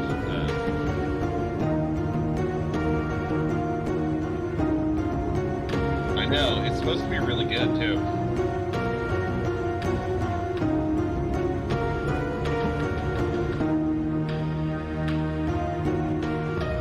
But at least there's David Cronenberg.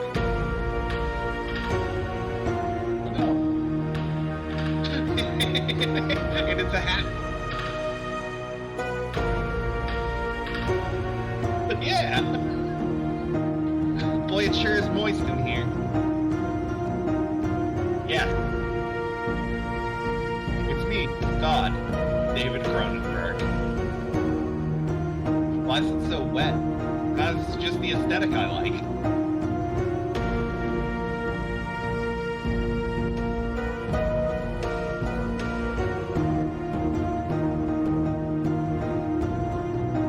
Yeah.